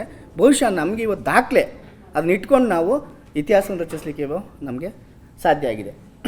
ಅದೇ ರೀತಿ ಲೂಯಿ ರೈಸ್ ಇವತ್ತು ಕರ್ನಾಟಕದಲ್ಲಿ ಶಾಸನಗಳನ್ನು ಹೊರಗೆ ತಂದು ಆ ಶಾಸನಗಳಲ್ಲಿ ಏನಿದೆ ಅದನ್ನೆಲ್ಲ ಕೆಂಪೇಗೌಡರ ಬಗ್ಗೆ ಈ ನಾಡಿನ ನೀವು ಹೇಳಿದ್ರು, ನಮ್ಮ ಸರ್ ಹೇಳ್ತಾಯಿದ್ರು ಮೂಲದ ಬಗ್ಗೆ, ಕೆಂಪೇಗೌಡರ ಮೂಲದ ಬಗ್ಗೆ ನಾವು ಇಲ್ಲಿ ಹುಡುಕ್ಬೋದು. ಅದೇ ರೀತಿ ಶೇಖ್ ಅಲಿ ಅವರು ವೆಸ್ಟರ್ನ್ ಗಂಗಾಸ್ ಅಂತ ಅವನ ಸಂಶೋಧನಾ ಗ್ರಂಥ, ಅದರಲ್ಲಿ ಇವೆಲ್ಲವನ್ನು ನಾವು ಹುಡುಕ್ತೀವಿ. ಅಂದರೆ ನಾನಿಲ್ಲಿ ಹೇಳುವಂಥದ್ದು ಬಹುಶಃ ಈಗ ಹೇಳ್ತಿದ್ದು ಮೂಲದ ಬಗ್ಗೆ. ಏನು ಕೆಂಪೇಗೌಡರ ಮೂಲ ಎಲ್ಲಿ ಹೋಗ್ತದೆ? ಗಂಗರ ಇದಕ್ಕೆ ಹೋಗಿ ತೆಗೆದುಕೊಂಡು ಹೋಗ್ತದೆ. ಅಂದರೆ ಇವರೆಲ್ಲ ನಾನು ದಾಖಲೆ ಸಮೇತ ಹೇಳ್ತಾ ಇರುವಂಥದ್ದು. ಚೋಳರು ಕೂಡ ಒಕ್ಕಲಿಗರು ಅಂತ ಇವರು ಹೇಳ್ತಾರೆ. ಇವರ ಮೂಲ ಚೋಳರು ಮತ್ತು ಗಂಗರ ಮೂಲ ಕೋಲಾರದಿಂದ ಒಂದು ಪಂಗಡ ತಂಜಾವೂರಿಗೆ ಹೋಗ್ತದೆ, ಒಂದಿದು ತಲಕಾಡಿಗೆ ಬರ್ತದೆ. ಅಂದರೆ ಈ ಸೋದರ ಸಂಬಂಧಿಗಳೇ ನಂತರ ಒಬ್ರಿಗೊಬ್ರು ಒಡೆದಾಡುವುದನ್ನು ನೋಡ್ತೀವಿ. ನಾಡಪ್ರಭು ಅಂತ ಕೊಟ್ಟಂಥದ್ದು ಏನು ಆಗಿನ ಬಿರುದು ಗಂಗರ ಕಾಲದಿಂದನೇ ಬಂದಿದೆ. ಗಂಗರ ನಂತರ ಶೇಖಲ್ಲೂರು ಹೇಳ್ತಾರೆ. ನೆಕ್ಸ್ಟು ಗಂಗರ ಇದು ಅಂದರೆ ಹೊಯ್ಸಳರು ಅಂತ ಹೇಳ್ತಾರೆ. ಹೊಯ್ಸಳರ ಕಾಲದಲ್ಲಿ ಏನು ಗಂಗರ ಹೇಳ್ತಾರೆ ನಾಡಪ್ರಭುಗಳು ಎಲ್ಲ ಕಡೆ ನಾಡಪ್ರಭುಗಳಾಗಿ ಅವರನ್ನು ನೇಮಿಸಿದ್ರು. ಅದೇ ಪರಂಪರೆ ನಂತರ ಬರ್ತದೆ. ಇನ್ನೊಂದೊಂದು ಹೇಳಬೇಕು, ವಿಜಯನಗರದ ಕಾಲಕ್ಕೆ ಮಾತ್ರ ನಾನು ಹೇಳ್ತೀನಿ. ವಿಜಯನಗರ ನಾನು ಇಲ್ಲಿ ಸರ್ ಇದೆ, ನಾಯ್ಡು ಸರ್ ಇದ್ದಾರೆ, ಇನ್ನೇನಾದ್ರು ಹೇಳಿದರೆ ಅವರು ಜಗಳಕ್ಕೆ ಬೀಳ್ತಾರೆ ನನ್ನ ಮೇಲೆ, ನೀವು ಹಿಂಗೆಲ್ಲ ಹೇಳ್ಬೇಡಿ ಅಂತ. ಏನೇ ಇದ್ದರೂ ಕೂಡ ಅವರ ಮೂಲ ವಿಜಯನಗರದವರು ಕನ್ನಡಿಗರೇ. ಏನು ಅಕ್ಕಬುಕ್ಕ ಅಂತಲೇ ನಾವು ಕರಿತೀವಿ, ಅದನ್ನು ಹೇಳಿ ಕೊನೆಗೆ ಮಾತಾಡ್ತಾರೆ ಸರ್ರು. ಮತ್ತು ನಂತರ 1510 ನಾನು ಯಾಕೆ ಹೇಳ್ತೀನಿ, ಕೃಷ್ಣದೇವರಾಯನ ಸಮಕಾಲೀನ ನಾಡಪ್ರಭು ಕೆಂಪೇಗೌಡರು. ಯಾಕೆಂದರೆ ತುಂಬ ಅಭಿಮಾನದಿಂದ ನಡೆಸ್ಕೊಳ್ತಾರೆ ಕೆಂಪೇಗೌಡರನ್ನ. ಯಾಕೆಂದರೆ ಅವರು ಜೀವಕ್ಕೆ ಜೀವ ಕೊಟ್ಟು ಅವರ ಸಾಮ್ರಾಜ್ಯಕ್ಕೆ ಒಂದು ಹೇಳಿದ್ರು, ಏನು ರಾಷ್ಟ್ರಪ್ರೇಮಿ ಅಂತ ಏನು ಹೇಳಿದ್ರು ಅದೇ ರೀತಿ. ಯಾಕೆಂದರೆ ರಕ್ತದಲ್ಲಿ ಬಂದಿದೆ. ಗಂಗರು ಕೂಡ ಹಂಗೇನೆ, ಚಾಲುಕ್ಯರಿಗೋಸ್ಕರ ತಮ್ಮ ಪ್ರಾಣ ತ್ಯಾಗ ಮಾಡ್ತಾರೆ, ರಾಷ್ಟ್ರಕೂಟರಿಗೋಸ್ಕರ ಪ್ರಾಣ ತ್ಯಾಗ ಮಾಡ್ತಾರೆ. ಒಂದು ಸಣ್ಣ ಸಾಮ್ರಾಜ್ಯ ಇಡೀ 650 ವರ್ಷಗಳ ಇತಿಹಾಸದಲ್ಲಿ ಬೇರೆಯವ್ರಿಗೋಸ್ಕರ, ಬೇರೆಯವರ ಏಳಿಗೆಗೋಸ್ಕರ ದುಡ್ದಿರ್ತಾರೆ. ನಂತರ ನಾವು ನೋಡಬೇಕು, ಈ ಗಂಗವಂಶದ ಮೂಲ ಕೊನೆಗೆ ಇಲ್ಲಿ ಸಾಕಾಗಿ ಚೋಳರಿಗೂ ಮತ್ತು ಗಂಗರಿಗೇನು ಒಡೆದಾಟ ಆಗ್ತದೆ ಅಂದರೆ ಯುದ್ಧ ಆಗ್ತದೆ. ನಂತರ ಒಂದಿದು ಅಸಂಧಿ ನಾಡು ಅಂತ ನಾವು ಅಂತೀವಿ. ಈ ಕಡೆ ಶಿವಮೊಗ್ಗದ ಕಡೆಯಿಂದ ಒರಿಸ್ಸಾಗೆ ಹೋಗಿ ನಿಲ್ಲಿಸ್ತಾರೆ. ಒರಿಸ್ಸಾದಲ್ಲಿ ನಿಜವಾಗಿಯೂ ಕೂಡ ನಾನು ಹೇಳಬೇಕಾಗಿದೆ, ಏನು 2 ದೊಡ್ಡ ದೇವಸ್ಥಾನಗಳು ಕಟ್ತಾರೆ. ಕೊನಾರ್ಕ್ ದೇವಾಲಯ, ಇನ್ನೊಂದು ಪುರಿ ಜಗನ್ನಾಥ ಟೆಂಪಲ್. ಇಷ್ಟೊಂದು ದೊಡ್ಡ ಪರಂಪರೆ ನಮ್ಮ ಕೆಂಪೇಗೌಡರ ವಂಶಸ್ಥರಿಗಿದೆ. ನಂತರ ಇದರ ತಲೆಮಾರು ವಿಜಯನಗರ ಕಾಲದಲ್ಲಿ ಹಾಗೆ ಪರಂಪರೆಯಾಗಿ ಬೆಳೀತದೆ. ಕೃಷ್ಣದೇವರಾಯ ಸ್ವತಃ ಅವರಿಗೆ ಒಂದಷ್ಟು ಹಣವನ್ನು ಕೊಟ್ಟು ಬೆಂಗಳೂರು ನಗರವನ್ನು ನಿರ್ಮಿಸಲಿಕ್ಕೆ ಒಂದು ಅವಕಾಶವನ್ನು ಮಾಡಿಕೊಡ್ತಾರೆ. ಹಣವನ್ನು ಸದುಪಯೋಗ ಪಡಿಸ್ಕೊಳ್ತಾರೆ. ಬಹುಶಃ ಇಲ್ಲಿ ಹೇಳ್ಬೋದು ಜೈಲಿಗೆ ಆಗ್ತಾರೋ ಅಂತ ಸರ್ ಹೇಳಿದ್ರಲ್ಲ, ಅದಕ್ಕೆ ನಾನು ಒಂದು ಏನು ಹೇಳ್ತಾರೆ, ಲೂಯಿ ರೈಸ್ ಆಗಿರ್ಬೋದು, ಕರ್ನಲ್ ಮೆಕೆಂಜಿ, ಇನ್ನು ಕೆಲವು ಇವನ್ನೆಲ್ಲ ದಾಖಲೆಗಳನ್ನ ನಾನು ಇಟ್ಕೊಂಡು ಹೇಳೋದಾದರೆ, ಅವರು ಭೈರವ ನಾಣ್ಯಗಳನ್ನು ಟಂಕಿಸಿದ್ರು ಸ್ವತಂತ್ರವಾಗಿ ಅಂತ ಹೇಳ್ತಾರೆ. ಅದಕ್ಕೋಸ್ಕರ ಯಾಕೆಂದರೆ ಒಂದು ಸ್ವತಂತ್ರವಾದಂಥ ಸರ್ ಗೊತ್ತು ರಮೇಶ್ ಸರ್ಗೆ, ಒಂದು ಸಾಮ್ರಾಟ ಸ್ವತಂತ್ರವಾಗಿ ನಾಣ್ಯ ಸಂಪಾದನೆ ಮಾಡಬೇಕು ಅಂದರೆ, ಮುದ್ರಿಸ್ಬೇಕಾದ್ರೆ ಅವನಿಗೆ ಸ್ವತಂತ್ರ ಬೇಕು. ನನ್ನ ಸಾಮಂತ ಅದನ್ನು ಮುದ್ರಿಸ್ಲಿಕ್ಕೆ ಅವಕಾಶ ಇಲ್ಲ ಅಂತ ಹೇಳಿ ಪಿತೂರಿಯಿಂದ ಅವರನ್ನು ಜೈಲಿಗೆ ಹಾಕ್ತಾರೆ. ಆದರೆ ಅವರನ್ನು ಬಿಡುಗಡೆ ಮಾಡ್ತಾರೆ. ಯಾವ ರೀತಿ ತುಂಬ ಸನ್ಮಾನ ಮಾಡಿ ನಂತರ ಬಿಡುಗಡೆ ಕ್ಷಮೆಯನ್ನು ಕೋರಿ ಬೆಂಗಳೂರಿಗೆ ಕಳಿಸ್ಕೊಡ್ತಾರೆ. ಮಿತ್ರರೇ ಹಾಗೂ ಅಧ್ಯಾಪಕ ವರ್ಗದವರೇ, ಎಲ್ರಿಗೂ ನಮಸ್ಕಾರ ತಿಳಿಸ್ತಾ ಮೊದಲ ಬಾರಿಗೆ ನಮ್ಮ ನಾಡಪ್ರಭು ಕೆಂಪೇಗೌಡ ಜಯಂತಿಯ ಶುಭಾಶಯಗಳನ್ನ ತಿಳಿಸ್ತೇನೆ. ಈ ಕಾರ್ಯಕ್ರಮವನ್ನು ಮೊನ್ನೆ ಶುಕ್ರವಾರ ನಮ್ಮ ನೂತನ ಕುಲಪತಿಗಳಾದಂಥ ಪ್ರೊಫೆಸರ್ ಜ್ಞಾನಪ್ರಕಾಶ್ ಅವರು ರಿಪೋರ್ಟ್ ಆದಮೇಲೆ ನಮ್ಮ ನಾಯ್ಡು ಅವರು ಕೇಳಿದರು ಈ ಕಾರ್ಯಕ್ರಮದ ಬಗ್ಗೆ. ಅದಕ್ಕೆ ಅವರು ಪ್ರೀ ಆಕ್ಯುಪೈಡ್ ಇರೋದರಿಂದ ಸಾಂಕೇತಿಕವಾಗಿ ಮಾಡಿ ಮುಂದಿನ ದಿನಗಳಲ್ಲಿ ಭಾಳ ಅದ್ಧೂರಿಯಾಗಿ ಕೆಂಪೇಗೌಡ ಜಯಂತಿಯನ್ನು ಮಾಡೋಣ ಅಂತ ತಿಳಿಸಿದ್ದಾರೆ. ಇವತ್ತು ಲಾಸ್ಟ್ ಇಯರ್ ಕೆಂಪೇಗೌಡ ಜಯಂತಿ ಆಚರಣೆಗೂ ಈ ವರ್ಷ ಇವತ್ತಿನ ಕೆಂಪೇಗೌಡ ಜಯಂತಿ ಆಚರಣೆಗೂ ಭಾಳ ಡಿಫ್ರೆನ್ಸ್ ಇದೆ. ಯಾಕೆಂದರೆ ಹೋದ ಸತಿ ಯಾರೂ ಕೂಡ ಮಾತಾಡಿರಲಿಲ್ಲ. ಕುಲಪತಿಗಳು ಮತ್ತು ಕುಲಪತಿಗಳಂತ ಪ್ರೊಫೆಸರ್ ಅಲ್ಸೇಸ್ ಅವರು ಮತ್ತು ನಮ್ಮ ನಾಯ್ಡು ಸರ್ ಮಾತಾಡಿದರು. ಈ ಸಾರಿ ಇದು ಒನ್ ಡೇ ವರ್ಕ್ಶಾಪ್ ಆದಂಗೆ ಆಯ್ತು ಈಗ. ಯಾಕಂದ್ರೆ ನಮ್ಮ ಪ್ರೊಫೆಸರ್ ಜಯಪಾಲ್ ಅವರು ಚೆನ್ನಾಗಿ ಮಾತಾಡಿದ್ರು, ಮತ್ತು ನಾವು ರಾಜಣ್ಣವ್ರ ಭಾಷಣ ಕೇಳಲಿಲ್ಲ, ಮತ್ತು ನಮ್ಮ YP ಚಂದ್ರಶೇಖರ್ ಕೂಡ ಭಾಳ ಚೆನ್ನಾಗಿ ಮಾತಾಡಿದರು. ಸೊ ಜಾಗ್ರಫಿಕಲ್ ಆಗಿ ಅಥವಾ ಅವ್ರ ಹಿಸ್ಟ್ರಿ ಬಗ್ಗೆ ನಾನು ಏನು ಜಾಸ್ತಿ ಮಾತಾಡೋಕ್ಕೆ ಹೋಗೋದಿಲ್ಲ. ಬೀಯಿಂಗ್ ಎನ್ ಅಕಾಡೆಮಿಕ್ ಪರ್ಸನ್, ಈಗ ಅವರ ಕಾರ್ಯವೈಖರಿ ಮತ್ತು ಅವರ ಒಂದು ಏನು ಈ ಸಮಾಜದಲ್ಲಿ ಕೊಡುಗೆಯನ್ನು ನೀಡಿದ್ದಾರೆ, ಅವ್ರ ಬಗ್ಗೆ ಸಾಕಷ್ಟು ಸಂಶೋಧನೆಯನ್ನು ನಡೆಸಬೇಕು. ಅಂದರೆ ಅವ್ರ ವಿಚಾರವಾಗಿ ನಾವು 4-5 ವಿಷಯದಲ್ಲಿ ನಾವು PhDನ ಸಂಶೋಧನೆಯನ್ನು ಮಾಡ್ಬೋದು. ಒಂದು ಹಿಸ್ಟ್ರಿ ವಿಭಾಗದವ್ರು ಕೂಡ ಮಾಡ್ಬೋದು, ಇನ್ನೊಂದು ಸೋಷಿಯಾಲಜಿ ಡಿಪಾರ್ಟ್ಮೆಂಟವ್ರು ಕೂಡ ಮಾಡ್ಬೋದು, ಇನ್ನೊಂದು ಎಕನಾಮಿಕ್ಸ್ ಡಿಪಾರ್ಟ್ಮೆಂಟವ್ರು ಕೂಡ ಮಾಡ್ಬೋದು, ಜೊತೆಗೆ ನಮ್ಮ ಇವರು ಕೂಡ ಪೊಲಿಟಿಕಲ್ ಸೈನ್ಸ್ ವಿಭಾಗದವ್ರು ಕೂಡ ಮಾಡ್ಬೋದು. ಸೊ ಹಾಗಾಗಿ ಅವ್ರು ಮಾಡಿರುವಂಥ ಈ ಸಾಧನೆಗಳನ್ನ, ಮಾಡಿರುವಂಥ ಹೋರಾಟವನ್ನು ಕೆಲವು ಏನೋ ಹೇಗೆ ಸಮಾಜದಲ್ಲಿ ಈಗ ರಾಜಕಾರಣಿಗಳ ಬಗ್ಗೆ ಆಗಲಿ ಅಂದರೆ ಸಾಕಷ್ಟು ಈಗ SM ಕೃಷ್ಣವರಾಗಿರ್ಬೋದು, ಸಿದ್ದರಾಮಯ್ಯವರಾಗಿರ್ಬೋದು ಮತ್ತು ಹಲವಾರು ರಾಜಕಾರಣಿಗಳ ಬಗ್ಗೆ ಸುಮಾರು PhD ಸಂಶೋಧನೆಗಳು ನಡೀತಾ ಇದ್ದಾವೆ ಮತ್ತು ಸಬ್ಮಿಟ್ ಮಾಡಿದ್ದಾರೆ, ಅವಾರ್ಡು ಕೂಡ ಆಗಿದ್ದಾವೆ. ಸೊ ಅದೇ ರೀತಿ ಕೆಂಪೇಗೌಡರ ಅವರ ಬಗ್ಗೆ ಸಾಕಷ್ಟು ಸಂಶೋಧನೆಗಳು ಆದರೆ ಅವ್ರಿಗೆ ಮಾಡಿರುವಂಥದ್ದು ಬೇರೆ ಬೇರೆ ಜನಗಳಿಗೆ ಅಟ್ಲೀಸ್ಟ್ ನಮ್ಮ ಅಕಾಡೆಮಿಕ್ ಪರ್ಸನ್ಸ್ಗಳಿಗೆ ಅವ್ರು ಮಾಡಿರೋ ಬಗ್ಗೆ ಸಾಧನೆಗಳಿಗೆ ಗೊತ್ತಾಗತ್ತಷ್ಟೇ. ಬಟ್ ಬೇರೆಯವ್ರಿಗೆ ಅವರು ಮಾಡಿರುವಂಥದ್ದು ಸಾಧನೆಗಳು ಬೇರೆಯವ್ರಿಗೆ ಗೊತ್ತಾಗೋದಿಲ್ಲ. ಹಾಗಾಗಿ ಈ ಮೂಲಕ ಅವ್ರ ಬಗ್ಗೆ ಪಬ್ಲಿಕ್ ಆರ್ಟಿಕಲ್ಸ್ನ ಬರೆದು ಸಂಶೋಧನೆ ಮಾಡಿ ಥೀಸಿಸ್ನ ಸಬ್ಮಿಟ್ ಮಾಡಿ ಅದ್ರ ಬಗ್ಗೆ PhDಗಳ ಅವಾರ್ಡ್ ಆದರೆ ನಮ್ಮ ಅಂದರೆ ನಾವು ಪ್ರಾಧ್ಯಾಪಕರಾಗಿ ಅದೊಂದು ಅರ್ಥ ಸಿಗುತ್ತೆ ಅಂತ ಹೇಳ್ತೇನೆ. ಇನ್ನೊಂದು ಬೆಂಗಳೂರು ಸಿಟಿ ಇವತ್ತು ಹೇಗೆ ಗ್ಲೋಬಲಲ್ಲಿ ನ್ಯೂಯಾರ್ಕ್ ಸಿಟಿ ಇದೆಯೋ ಅದು ಬಿಟ್ಟರೆ ಈಗ ಬೆಂಗಳೂರು ಸಿಟಿ ಇದೆ. ವಿತ್ ರೆಸ್ಪೆಕ್ಟು IT ಆಗಿರ್ಬೋದು, ಫಾರ್ಮಾ ಆಗಿರ್ಬೋದು, BT ಬಯೋಟೆಕ್ನಾಲಜಿ ಇದು ರಿಸರ್ಚ್ ಆಗಿರ್ಬೋದು. ಬಟ್ ಇನ್ನು ಹಲವಾರು ಒಂದು ಅಂತಲ್ಲ, ಈಗ ಈಸ್ ಮಲ್ಟಿ ಡೆವಲಪ್ಡ್ ಸಿಟಿ ಈಗ ಬೆಂಗಳೂರು ಆಗಿರೋದ್ರಿಂದ ಅದಕ್ಕೆ ಬುನಾದಿ ಹಾಕಿರೋರೇ ನಮ್ಮ ಕೆಂಪೇಗೌಡರು. ಸೊ ಹಾಗಾಗಿ ಅವರ ಒಂದು ಕಾರ್ಯ ಇದನ್ನು ಹೇಳಿ ಅವರ ಹೆಸರಲ್ಲಿ ಈಗ ಕೆಂಪೇಗೌಡ ಇಂಟರ್ನ್ಯಾಷನಲ್ ಏರ್ಪೋರ್ಟ್ ಕೂಡ ಅಂತ ಇಟ್ಟಿದ್ದಾರೆ. ಮತ್ತು ಅವ್ರ ಹೆಸರಲ್ಲಿ ಇನ್ನೂ ಸಾಕಷ್ಟು ಅಭಿವೃದ್ಧಿಗಳು ನಮ್ಮ ರಾಜ್ಯದಲ್ಲಿ ಆಗಬೇಕು. ರಾಜ್ಯದಲ್ಲಿ ಒಂದೇ ಅಂತಲ್ಲ, ಅಟ್ಲೀಸ್ಟ್ ನಮ್ಮ ಭಾರತ ದೇಶದಲ್ಲೇ ಆಗಬೇಕು. ಯಾಕಂದರೆ ಅವರು ನಮ್ಮ ಇದಕ್ಕೆ ಸೀಮಿತವಾಗಿರಲಿಲ್ಲ. ಹೇಗೆ ನಮ್ಮ ಪ್ರೊಫೆಸರ್ಗಳು ಹೇಳಿದ್ರು, ಅವರು ಜಾತೀಯವಾಗಿ ಕೆಲಸವನ್ನು ಮಾಡಿದವರು, ರಾಜ್ಯವನ್ನು ಕಟ್ಟಿದವರು. ಹಾಗಾಗಿ ಅವ್ರ ಬಗ್ಗೆ ಸಾಕಷ್ಟು ಸಂಶೋಧನೆ ಮತ್ತು ಇನ್ನಷ್ಟು ಕಾರ್ಯವೈಖರಿಗಳು ಆಗಬೇಕು. ಇಷ್ಟು ಮಾತನ್ನು ಅವಕಾಶ ಕೊಟ್ಟಂಥ ತಮ್ಮೆಲ್ಲರಿಗೂ ನಮಸ್ಕಾರ ತಿಳಿಸ್ತೇನೆ. ಎಲ್ಲರಿಗೂ ನಮ್ಮ ಆರ್ಯ ಸರ್ ಹೇಳಿದ್ರು ಲಾಸ್ಟ್ ಇಯರ್ಗಿಂತ ಈ ಸರಿ ವಿಭಿನ್ನವಾಗಿತ್ತು ಅಂತ.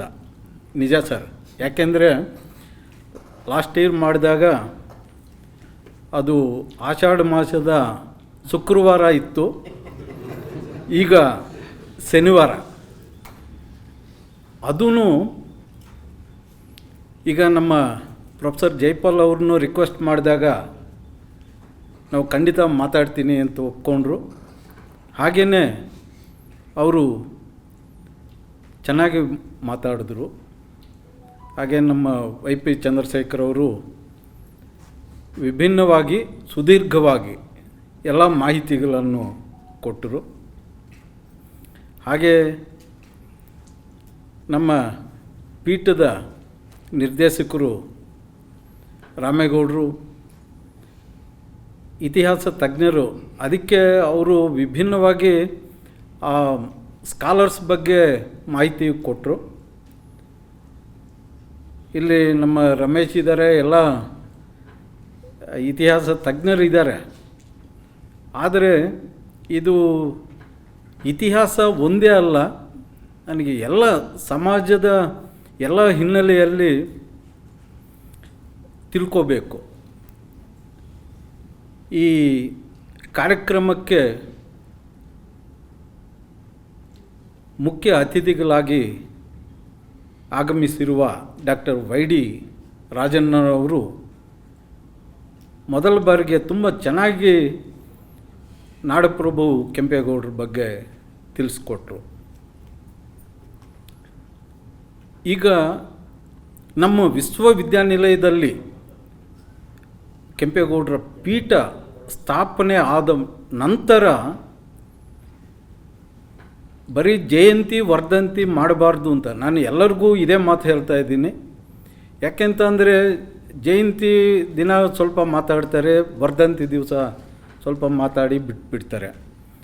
ಅದು ಆಗದಂಗೆ ಯಾವುದಾದ್ರೂ ವಿಚಾರ ಸಂಕಿರಣಗಳು, ಸಮ್ಮೇಳನಗಳು ಮಾಡಬೇಕು ಅಗತ್ಯ ಇದೆ. ಯಾಕೆಂದರೆ ಸಣ್ಣ ಸಣ್ಣ ಪುಸ್ತಕಗಳು, ಅವರ ವ್ಯಕ್ತಿ ಪರಿಚಯಗಳು ಕುರಿತು ಸಣ್ಣ ಸಣ್ಣ ಪುಸ್ತಕಗಳು. ಈಗ ಕಾನ್ಫರೆನ್ಸ್ ಮಾಡಿ ಒಂದು ಪ್ರೊಸೀಡಿಂಗ್ಸ್ ಎಲ್ಲ ದೊಡ್ಡ ಪುಸ್ತಕ ಹಾಕಿದರೆ ಸರಿಯಾಗಿ ಓದಲ್ಲ. ಅದಕ್ಕೆ ಸಣ್ಣ ಸಣ್ಣ ಪುಸ್ತಕಗಳು. ಹಾಗೆ ಈ ಶಾಲಾ ಮಕ್ಕಳಿಗೆ ಮತ್ತು ಕಾಲೇಜು ವಿದ್ಯಾರ್ಥಿಗಳಿಗೆ ಕಾಂಪಿಟೀಷನ್ ಇಡಬೇಕು. ಈಗ ಕೆಂಪೇಗೌಡರ ಕುರಿತು ಒಂದು ಕತೆ ಬರೀರಿ. ಹಾಗೆ ಈ ರೀತಿ ಏನಾದರೂ ಸ್ವಲ್ಪ ಬದಲಾವಣೆ ಆದರೆ ಈ ಪೀಠದ ವತಿಯಿಂದ ಅಂತಹ ಕಾರ್ಯಕ್ರಮಗಳು ನಡೀಬೇಕು ಅಂತ ರಾಮೇಗೌಡರವನ್ನು ನಾನು ರಿಕ್ವೆಸ್ಟ್ ಮಾಡ್ತೀನಿ. ಹಾಗೆ ಎಲ್ಲರೂ ಮಾತಾಡಿದ್ರಿ. ನಾನು ಒಂಚೂರು ಯಾಕೆಂತಂದರೆ ಸ್ವಲ್ಪ ನಮ್ಮದೇ ಆದಂಥ ಶೈಲಿ, ಯಾಕೆಂದರೆ ನಾವು ಸಾಹಿತಿಕಾರರು, ಸಾಹಿತ್ಯ ಒಂಚೂರು ಅದಕ್ಕೆ ಜೋಡಣೆ ಮಾಡ್ತೀವಿ. ಅದೇ ರೀತಿ ಈಗ ಕೆಂಪೇಗೌಡರ ಬಗ್ಗೆ ನಾನು ಸಾಕಷ್ಟು ವಿಚಾರಗಳನ್ನು ಕ್ರೋಢೀಕರಿಸಿದ್ದೀನಿ, ಆದರೆ ಇನ್ನೂ ಎಲ್ಲೋ ಸಿಗ್ತಾ ಇಲ್ಲ. ಯಾಕೆ ಅಂತಂದರೆ ರಾಜರು ಮುಖ್ಯವಾಗಿ ಅವರ ರಾಜ್ಯ ವಿಸ್ತರಣೆಗಾಗಿ ಯುದ್ಧ ಮಾಡ್ತಾರೆ. ಅವ್ರದ್ದು ಮುಖ್ಯ ಉದ್ದೇಶ ಏನು ಅಂದರೆ, ನಾನು ಸುಮಾರು ರಾಜ್ಯವನ್ನು ವಿಸ್ತಾರ ಮಾಡ್ಕೋಬೇಕು, ಪರಿಪಾಲನೆ ಮಾಡಬೇಕು ಅಂತ. ಆದರೆ ಕೆಂಪೇಗೌಡರು ಆ ರೀತಿ ಅಲ್ಲ. ನಮ್ಮ ನಾಡಿಗೆ, ನಾಡಿನ ಜನತೆಗೆ ಏನಾದರೂ ಕೊಡುಗೆ ಕೊಡಬೇಕು ಅಂತ ಉದ್ದೇಶದಿಂದ ಬೆಂಗಳೂರು ನಗರಕ್ಕೆ ಪುನಾದಿ ಹಾಕಿದ್ದಾರೆ. ಈಗ 1510ನೇ ಇಸವಿಯಲ್ಲಿ ಯಲಹಂಕ ಪ್ರಾಂತವನ್ನು ಸಾಮಂತರಾಜರಾಗಿ ಪಾಲನೆ ಮಾಡುತ್ತಿರುವ ಶ್ರೀ ಕೆಂಪನಂಜೇಗೌಡ ಮತ್ತು ಶ್ರೀಮತಿ ಲಿಂಗಾಂಬೆಯ ಪುಣ್ಯ ದಂಪತಿಗಳಿಗೆ ಕುಲದೇವತೆಗಳಾದ ಕೆಂಪಮ್ಮ ಮತ್ತು ಭೈರವೇಶ್ವರ ಅನುಗ್ರಹದಿಂದ ನಮ್ಮ ನಾಡು ಕಟ್ಟಿದ ಪ್ರಭುಗಳಾದ ಕೆಂಪೇಗೌಡರು ಜನಿಸಿದರು. ಅವರು ಬಾಲ್ಯದಲ್ಲೇ ರಾಮಾಯಣ, ಮಹಾಭಾರತ, ಭಾಗವತ ಕಥೆಗಳನ್ನು ಕೇಳಿಸ್ಕೊಂಡು ನಮ್ಮ ಸಂಸ್ಕೃತಿಯನ್ನು ಆಳವಾಗಿ ಅರ್ಥ ಮಾಡಿಕೊಂಡರು. ಗುರುಕುಲದಲ್ಲಿ ಸಾಮಾನ್ಯ ಶಿಕ್ಷಣ ಜೊತೆಗೆ ಕತ್ತಿವರಸೆ, ಕುದುರೆ ಸವಾರಿ, ಮಲ್ಲಯುದ್ಧ, ರಾಜನೀತಿ, ಆರ್ಥಿಕ ತಿಳುವಳಿಕೆ ಮುಂತಾದ ವಿಷಯಗಳಲ್ಲಿ ಪರಿಣಿತಿ ಹೊಂದರು. ಯುವಕನಾಗಿದ್ದಾಗಲೇ ನಾಯಕನಾಗುವ ಗುಣಗಳನ್ನು ಕಂಡ ಗುರುಗಳು, ನೀನು ಲೋಕ ಸಂಚಾರ ಮಾಡು ಅಂತ ಆದೇಶ ಮಾಡಿದ್ರು. ಅದೇ ನಮ್ಮ ಗಾದೆ ಇದೆ, ದೇಶ ಸುತ್ತು ಕೋಸೆ ಓದು ಅಂತ. ದೇಶ ಸುತ್ತಿದ್ರೇ ನಾವಿಲ್ಲೆಲ್ಲ ಜನ ಇದ್ದೀವಿ, ನಾವು ಎಲ್ಲರೂ ಒಂದೇ ಅಂತ ತಿಳ್ಕೊಂಡಕ್ಕಾಗಲ್ಲ. ನಮ್ಮ ಗುಣಗಳನ್ನು ಗುರುತಿಸಬೇಕು. ಅದೇ ರೀತಿ ಕೋಶ ಅಂದರೆ ನಿಘಂಟು ಓದಿದ್ರೆ ಒಂದೊಂದು ಪದಕ್ಕೂ ಬೇರೆ ಬೇರೆ ಅರ್ಥಗಳಿದೆ. ಆ ರೀತಿ ನೀನು ಲೋಕ ಸಂಚಾರ ಮಾಡಿದರೆ ಲೋಕಜ್ಞಾನ ಬರುತ್ತೆ ಅಂತ ಅವರನ್ನು ಕಲಿಸ್ತಾರೆ. ಅದರಂತೆ ಕೆಂಪೇಗೌಡರಿಗೆ ಅಪಾರವಾದ ಲೋಕಾನುಭವ ಬರುತ್ತೆ. ಇವರು 1531ರಂದು ಯಲಹಂಕ ರಾಜ್ಯಕ್ಕೆ ಪ್ರಭುವಾಗಿ ಸಿಂಹಾಸನವನ್ನು ಅಧಿಷ್ಠಾನ ಮಾಡ್ತಾರೆ. ಅಂದಿನಿಂದಲೇ ನಮ್ಮ ನಾಡಿನ ಜನತೆಗೆ ಸ್ವರ್ಣಯುಗ ಪ್ರಾರಂಭವಾಗುತ್ತದೆ. ಕೆಂಪೇಗೌಡರು ತಮ್ಮ ನಾಡಿಗಾಗಿ, ತಮ್ಮ ನಾಡಿನ ಜನತೆಗಾಗಿ ನಿರಂತರ ಶ್ರಮಿಸಿದ್ದಾರೆ. ಅವರು ತಮ್ಮ ಕುಲದೇವರು ಭೈರವೇಶ್ವರ ಪರಮ ಭಕ್ತನಾಗಿ ತಮ್ಮ ರಾಜ್ಯಕ್ಕೆ ಭೈರವ ನಾಣ್ಯವನ್ನು ಮುದ್ರಿಸಿ ಬಿಡುಗಡೆ ಮಾಡ್ತಾರೆ. ಹಾಗೆ ಅವರ ಆರಾಧ್ಯ ದೇವತೆಗಳಾದ ಕುರುವಗೆರೆ ಕೆಂಪಮ್ಮ, ಚಿಕ್ಕಜಾಲದ ಚೆನ್ನಕೇಶವರ ಆಶೀರ್ವಾದದಿಂದ ತನ್ನ ರಾಜ್ಯವನ್ನು ರಾಮರಾಜ್ಯವನ್ನಾಗಿ ಮಾಡಿ ಸಂತೋಷದಿಂದ ಉತ್ತಮ ಪಾಲನೆ ಮಾಡಿದರು.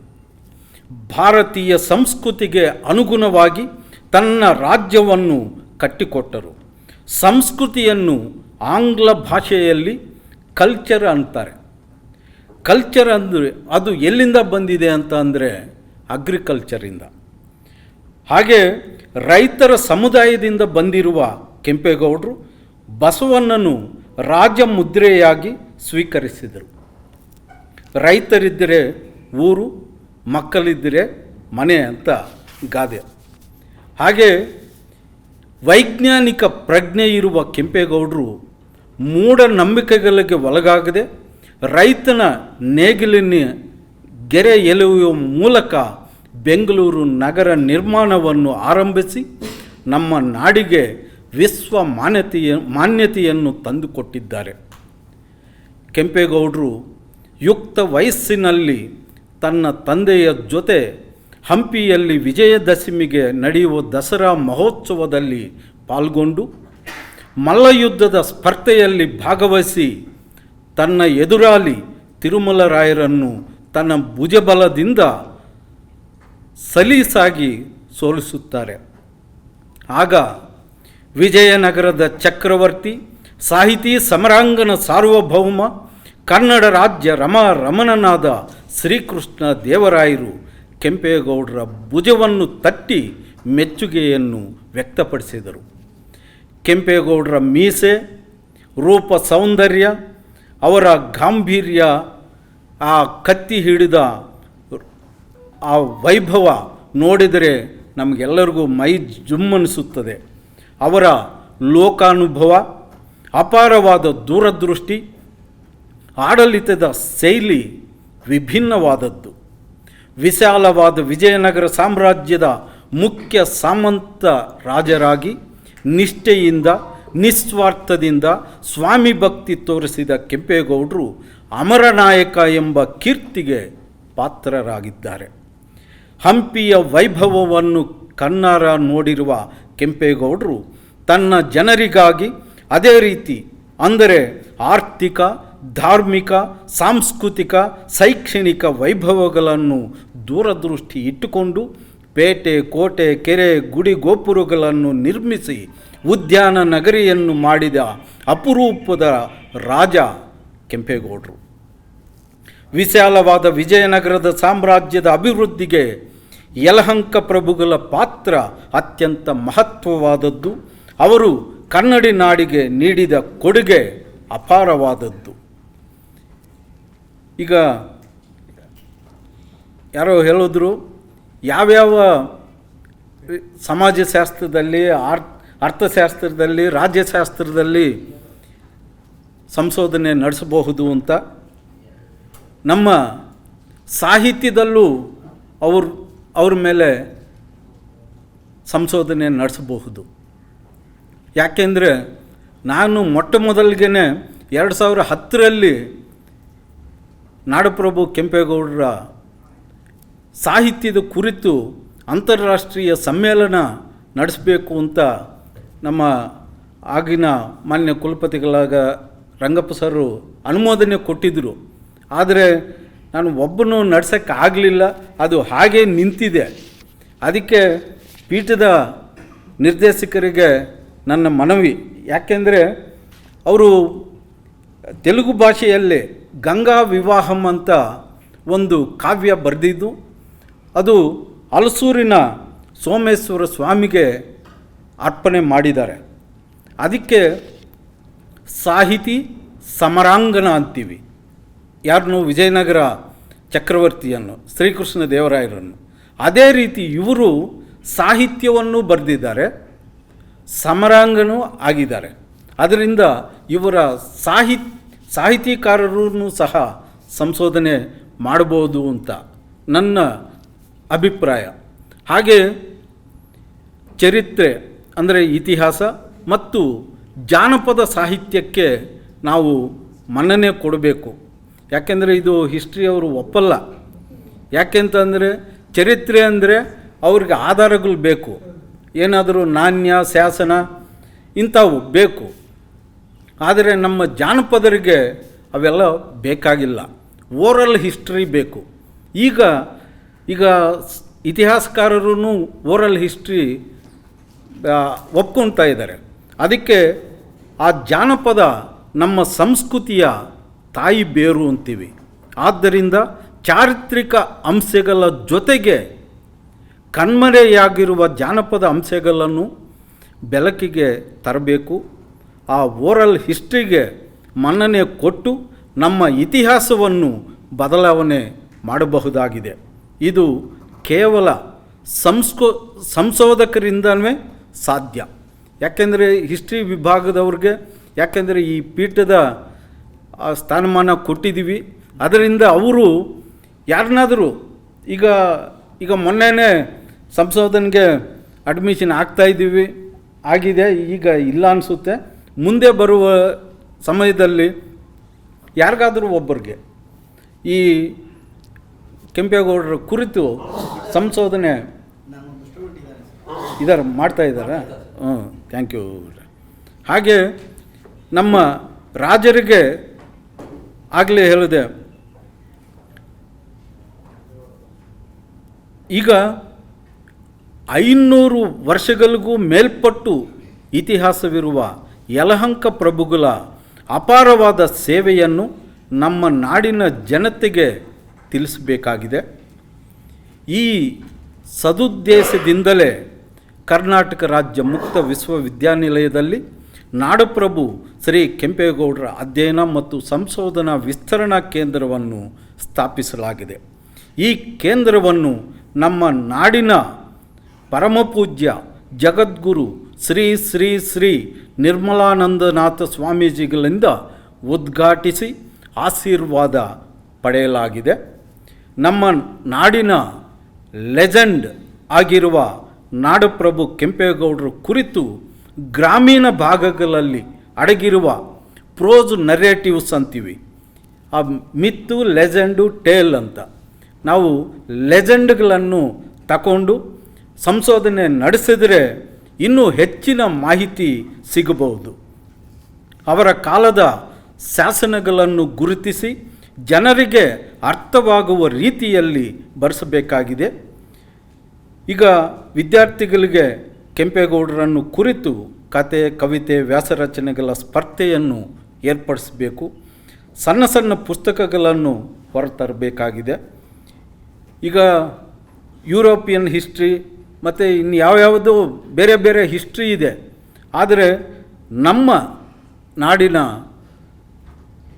ಕೆಂಪೇಗೌಡರ ಕುರಿತು ಇತಿಹಾಸ ಸಾಕಷ್ಟಿದೆ. ಅದು ಈ ನಮ್ಮ ಸಿಲೆಬಸ್ಸಲ್ಲಿ ಸೇರಿಸಿ, ಯಾಕೆಂದರೆ ಲಾಸ್ಟ್ ಇಯರೇ ನಾವು ಇದು ಪ್ರಸ್ತಾಪ ಮಾಡಿದ್ದೀವಿ. ಈಗ ಮೊನ್ನೆ ಪತ್ರ ಕೊಟ್ಟಿದ್ದಾರೆ, ಯಾವುದು ಸರ್ಟಿಫಿಕೇಟು ಡಿಪ್ಲೊಮಾ ತೆಗಿಬೇಕು ಅಂತ. ಅದೇ ರೀತಿ ಓಪನ್ ಎಲೆಕ್ಟಿವನ್ನು ಮಾಡಬೇಕು ಅಂತ. ಈಗ ಒಂದು ಪತ್ರ ಬಂದರೆ ಸಾಲದು ರಾಮೇಗೌಡ ಸರ್. ಯಾಕೆಂತಂದರೆ ನೀವೆಲ್ಲ ಈಗ ಎಲ್ಲ ನಮ್ಮ ಪ್ರೊಫೆಸರ್ ಜೈಪಾಲ್ರವ್ರನ್ನು ಇವ್ರನ್ನ ಎಲ್ಲರ ಜೊತೆಗೆ ಕರ್ಕೊಂಡು ಅದಕ್ಕೆ ತಕ್ಕಂಥ ಸಿಲೆಬಸ್ಸನ್ನು ತಯಾರು ಮಾಡಿಕೊಡ್ಬೇಕಾಗಿದೆ. ಯಾವುದನ್ನು ಓದಬೇಕು, ಯಾವ ರೀತಿ ಮಾಡಬೇಕು ಅನ್ನೋದು ಆ ಸಿಲೆಬಸ್ಸು ಮಾಡಿಕೊಟ್ರೆ ಖಂಡಿತ ಅದು ಇಂಪ್ಲಿಮೆಂಟ್ ಮಾಡ್ಬೋದು. ಇವೆಲ್ಲ ನಿಮ್ಮ ಕಡೆನೂ ಸ್ವಲ್ಪ ವಿಶ್ವವಿದ್ಯಾನಿಲಯದಿಂದ ಸಪೋರ್ಟ್ ಇಲ್ಲ ಅನ್ನೋದು. ಯಾಕೆಂದರೆ ಒಂದು ಕೊಠಡಿ ಇಲ್ಲ. ಈಗ ನಮ್ಮ ರಮೇಶ್ ಅವರು ಒಂದು ಪೀಠದ ಅಧ್ಯಕ್ಷರು, ಅವ್ರಿಗೂ ಏನೂ ಇಲ್ಲ, ಮಾಹಿತಿನೇ ಇಲ್ಲ, ಒಬ್ಬರು ಎಂಪ್ಲಾಯಿನೂ ಇಲ್ಲ. ಅದರಿಂದ ಎಲ್ಲ ಸವಲತ್ತುಗಳನ್ನು ನಾವು ತಗೊಂಡು ಮುಂದೆ ಹೋಗೋಣ ಅಂತ ತಿಳಿಸ್ತಾ ಈ ಅವಕಾಶ ನೀಡಿದ್ದಕ್ಕೆ ತಮಗೆಲ್ಲರಿಗೂ ಧನ್ಯವಾದ ತಿಳಿಸ್ತೀನಿ.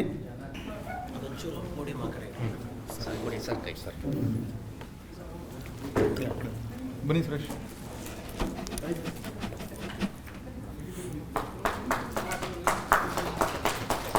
ರಾಜಣ್ಣನವರು ಅಖಿಲ ಭಾರತ ಸಾಹಿತ್ಯ ಸಮ್ಮೇಳನವನ್ನು ನಡೆಸಿಕೊಟ್ಟಂಥವರು, ಜಿಲ್ಲಾ ಸಾಹಿತ್ಯ ಅಧ್ಯಕ್ಷರಾಗಿದ್ದವರು.